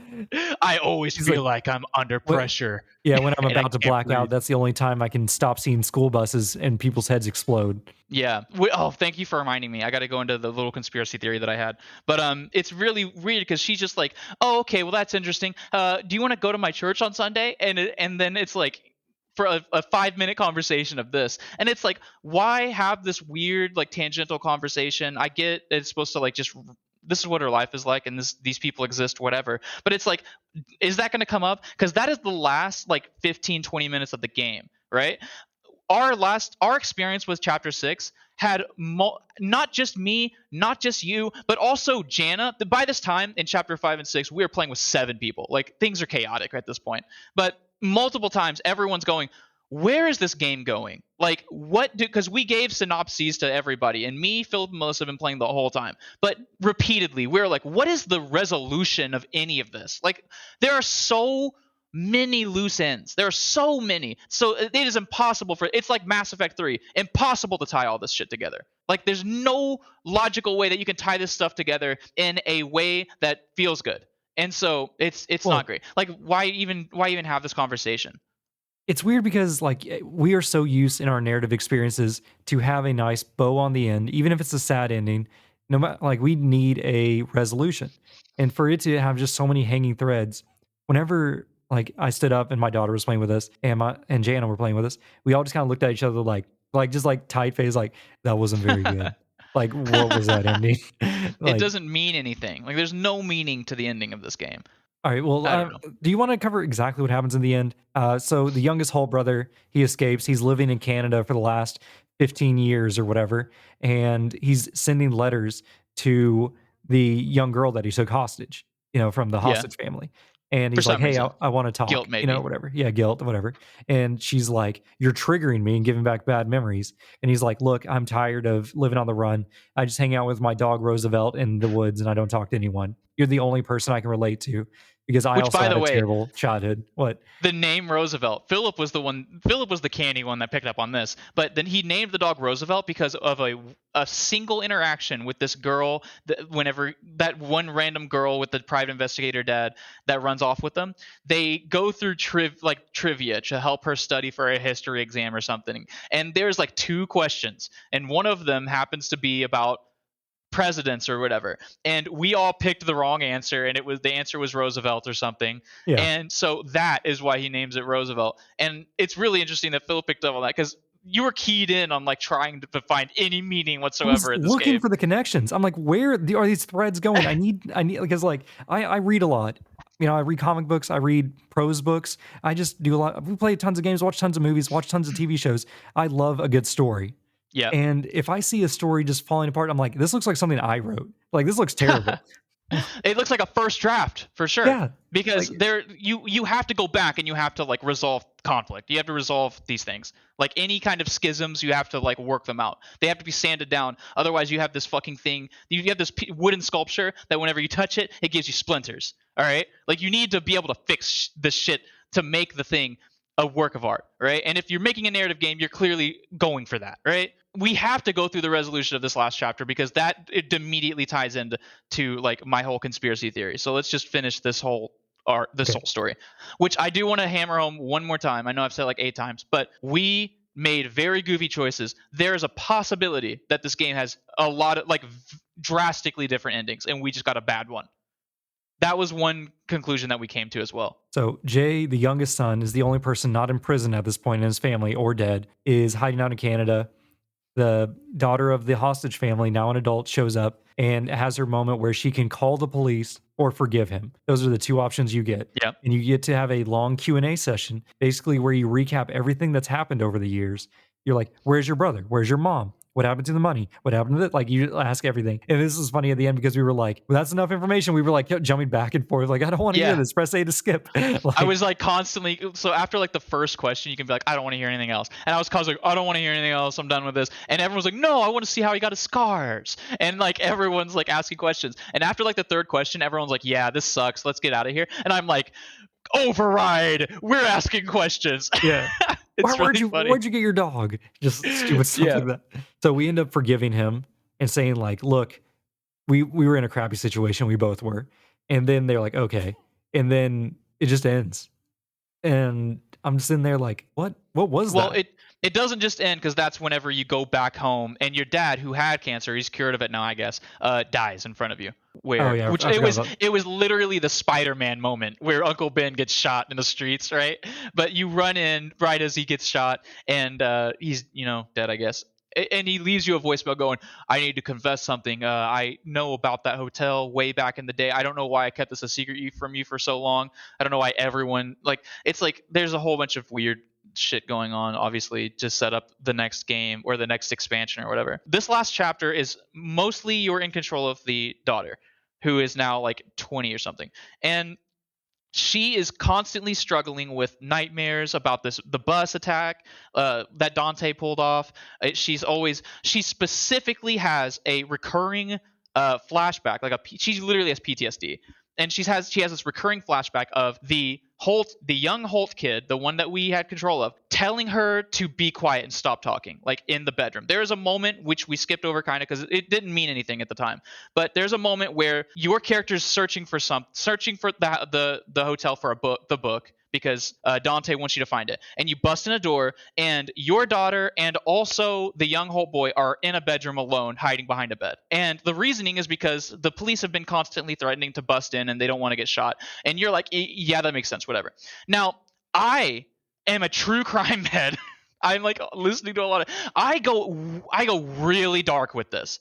All right, because I'm like, she has such severe PTSD. Like, they are describing so much stress. Like, she is under so much anxiety about specifically this character, that I, in my headcanon, decided that the end of this game would be her confronting this guy and there being a revelation that there was a sexual assault that happened, right? And one of the main, and I mentioned this before, I planted a seed where I poisoned myself with this Holt character a long time ago when I forced him to bury alive that character. And the entirety of the game, I had this in the back of my head that he wasn't actually good. You know what I mean? Like, he pretended to be good. I was thinking in the similar vein of Life is Strange, where the seemingly best character with as little character flaws as possible is actually the bad guy. And so I thought, this is a weird situation because this would be a pretty interesting narrative, right? I feel like if this whole game was because again, she is the thorough line of the entirety of this experience. You're always going to flash forwards to her being an adult in the pool, right? Trying to deal with this anxiety, with this trauma. This turns out to be fruitless. There was no sexual assault, which is probably good news for a lot of people because that's incredibly dark. So it turns out all of the trauma is specifically just because there were loud noises and she was told to shut up. That was that was literally the experience. And one thing I learned from Viktor Frankl, who writes a book called Man's Search for Meaning, he talks about pain. It's like pain is a gas that fills the volume. So no matter how much gas you put into like a bottle, say, it will expand to fill the entire bottle. It won't just stay in one little place. It's not like water that falls to the bottom and it's just only filling the bottom. There's a total possibility, I'm not writing it off, that you can have post-traumatic stress if you are. And she was very young, so obviously she was very naive. She didn't know like malevolence or evil or whatever. So this whole situation could have definitely given her like some kind of stressful anxiety disorder in the future. But I was like so hungry for this game to have a meaningful narrative like Philip did, that I was looking for connections that weren't there. And I had a friend, Dontre, who was sitting right next to me. We kept having these flashbacks to this guy telling her to be quiet, like they're in the room alone together. Like, it's just like a montage over and over again, like that just keeps recurring. And Dontre, god damn it, Dontre was like, yo, did this girl get raped? And I was like, did uh did she? You know what I mean? I'm like, no. Huh. Maybe. You know what I mean? Because it's like the whole adopted thing just being dropped on you. It's like the whole cancer thing just being dropped on you. It's like all of these different things that just have absolutely no foreshadowing. This thing seemed to have foreshadowing. Like, it seemed to be setting up for this reveal, right? Where just nothing. It's just nothing. Nothing happens. It's so underwhelming. I don't know if it's because I was just expecting too much of this game because like I said, I really like Detroit. I really like Detroit Become Human, but I really like Heavy Rain. And those games do play with choice, right? And I just don't remember feeling so bad towards the ends of those games. I even had characters die in Heavy Rain. I'm like waiting for something meaningful to come out of this, and it's just like nothing. Well, my read on her experience actually was we were the ones that sent them up to the room as the dad. We said the cops are about to raid, you need to hide, and then like they took both of them up the stairs because they were Oh, like I the don't even youngest. remember that. And then while they were upstairs, we take control of the other brother. And whenever like we hear the cops or whatever, I think we get to choose what he says. And we told her to stay quiet and to be, don't attract any attention because he was going to protect her from the brothers. But I think the stay quiet thing fits even better with the pool thing because she talks about how quiet it is down at the bottom. And she goes down there to find the quiet as long as she can. So she is trying to be as quiet as possible for the It's rest of her really life weird. at that.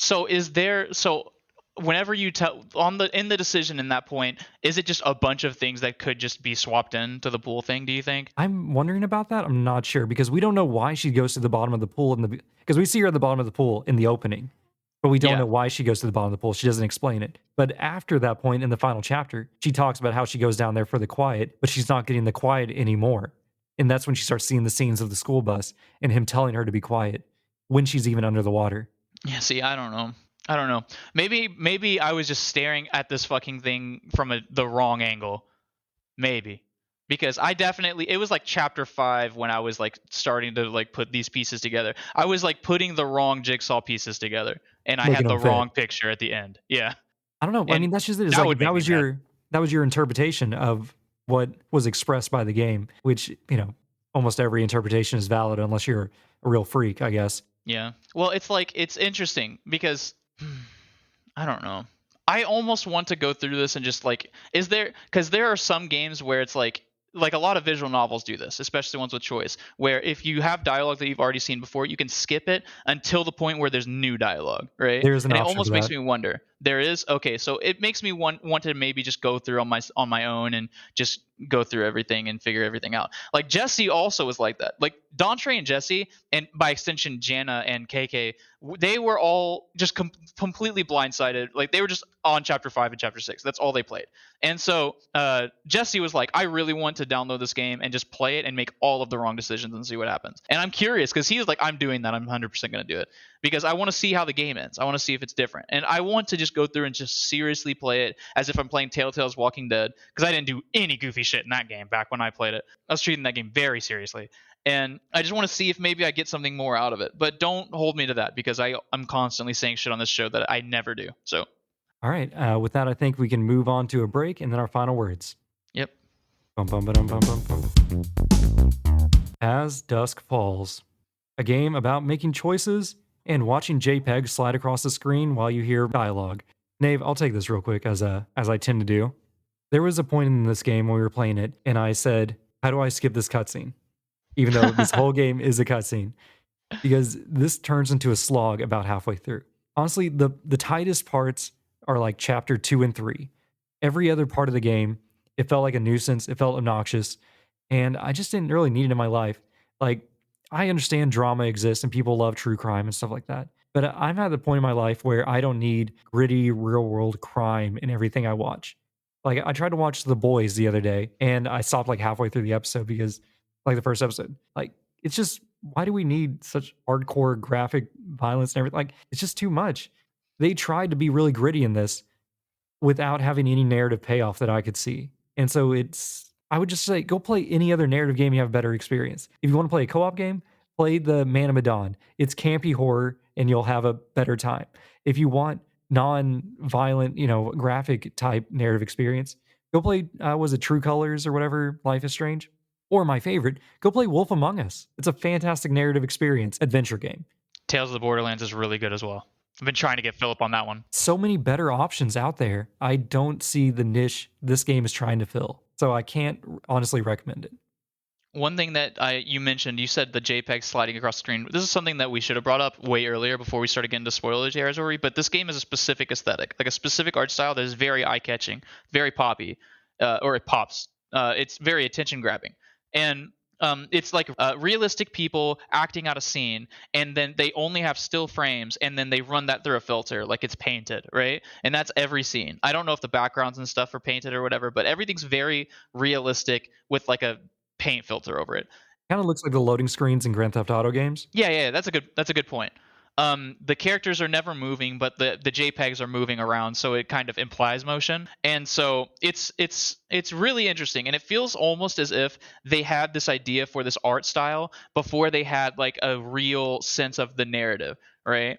And so it again is a weird dichotomy of like having choice in a game versus having a streamlined narrative where the fact that we could screw things up and then that actually affects the path that we're going down. Like if you're going to include stuff like that, like sure it's funny for a moment, but it almost ruined our experience if my assumption is correct, if my hypothesis is correct or something.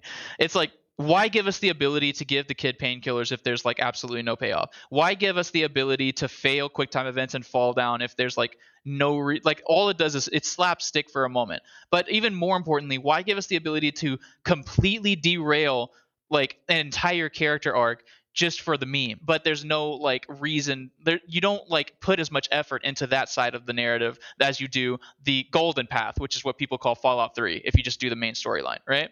If you're not Yeah. going to follow the golden path of this game, and the game is significantly worse because of it. Like if you lose a lot of context, but things play out a similar way, like that is not the correct way to do that. I'm not implying that this game does it. I'm kind of hoping that this game does it because I'm hoping that this game does have a good narrative and we just missed it completely. But like that's always kind of how I hope games are good. I want games to be good. And it's totally fine to play a game and have a bad experience. I did that with Dragon Age Origins, one of my favorite Western RPGs of all time. Played that game like 10 times before I actually enjoyed it. Like it was just the wrong place, wrong time. I didn't have enough understanding of video games. Like there's a possibility that this is our situation here. Then that's why we're so negative about it. We just want games to be good.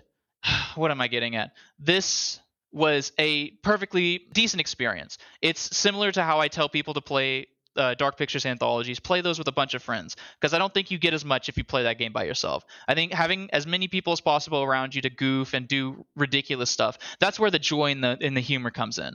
And once you start examining the narrative too closely, there's just way too many holes. And there's just gonna have to be holes because of the fact that there's so many choices. They can't account for everything. The fact that we got Mass Effect 3 endinged, then it doesn't surprise me. I wasn't like expecting everything to be resolved. I just wanted the main core narrative to be resolved, and I wanted it to be resolved in a reasonable and Satisfying way, a tasty way. satisfying way. Yeah, it's gotta have some meat to it. Like there has to be a reason that we went through this journey with these characters, and I definitely did not feel anything for anyone. Like I said before that I was completely pro hostage family, anti Holt family. At the end of the game, I was anti both families. I just Yeah, didn't definitely. care. That's what I'm saying. It's like everybody was pretty bad by the end of it. I wanted to play with Zeus, who is like 30 years old at the end of the game. He's Yeah, still alive. Still alive. Like they do a time skip, and this dog has been there this whole time. It's just like in the Fable too. It's not even a small time. It is like literally 14-year time skip. And this dog looks exactly the same as it. I don't even know. I don't know if they just forgot or something. And it's not even like the dog is important.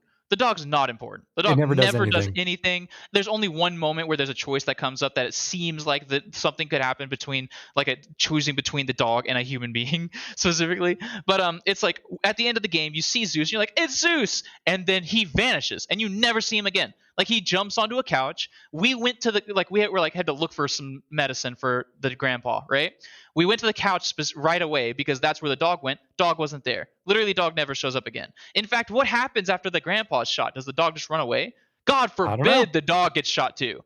That's the scariest thing. It's like I'm so afraid of people breaking into my apartment because my dog freaks out when people are at the door, and that is the last thing I want. It's my dog to get injured by anything. I'm so scared. My dog has to live longer than me. All right. And with that, Nave, what are we playing next week? Possibly Elder Scrolls. We keep fucking bringing it up. There's a handful of games. There's a ninja game platformer kind of thing called Origami 2, I think that's on Game yeah. Pass. I mean, there's so many Game Pass games that I just want to jump into. Yeah, we're looking at Game Pass quite seriously, because I mean this was on Game Pass as well, but this is brand new. I kind of want to look at games that have been on Game Pass for a while now, because those have the highest likelihood of being taken off of Game Pass, especially these indie ones. So far we haven't been hit by that very hard, but I want to kind of like, maybe that Did you origami game forget looks about fun. Dungeons and Dragons Dark Athena's Ascent or whatever it was called? Fuck that game. That game was terrible. But it Let's- was another Maybe they thing where it's fixed like, it. We gave it was it. like Power Wash Simulator, where the game just didn't function online. But it was aggressively mediocre, aggressively. So it is like, They tried. I just couldn't Kind of. couldn't do it. But so there's another game that I was looking at called Nobody Saves the World by Juicebox, which is the guys who made Guacamelee, which is a really, really adorable game. I love Guacamelee. Guacamelee 2 I haven't played yet, but I probably should. But I want to play Nobody Saves the World, because that's a specific situation. One of the developers of that game went on to Defining Duke for a Patreon exclusive episode for an interview, and he mentions that Xbox, whenever they went to Xbox to pitch this game for Game Pass, they gave them extra money to develop a multiplayer mode for this. And so I want to see how that turned out, because that reminds me specifically of Psychonauts, where when Double Fine got acquired, that money that Microsoft was able to funnel into their development cycle contributed to them making boss fights for the game. So it's like, I'm very curious about how these kind of things work out, because it's pretty like a known like contentious point in the gaming industry with Game Pass. Either it's it's literally Nosferatu for the gaming industry, or it's like the best thing that's ever existed. And I kind of fall closer to that latter side, but specifically for the consumer. I don't have any investment in the gaming industry at all. I'm pro consumer. I want the consumer to have the best deals, and the Game Pass is huge. So why did I even talk about this? Oh, I'm curious about Game Pass and its effect on games. I don't know, but we need to wrap it up. We've been going long. So Yeah. Surprisingly long. Thanks for joining us this week, co-op partners. Maybe next time we can all pee in the lemonade together. Damn it, Philip. Or protect the dogs? I don't know. Bye.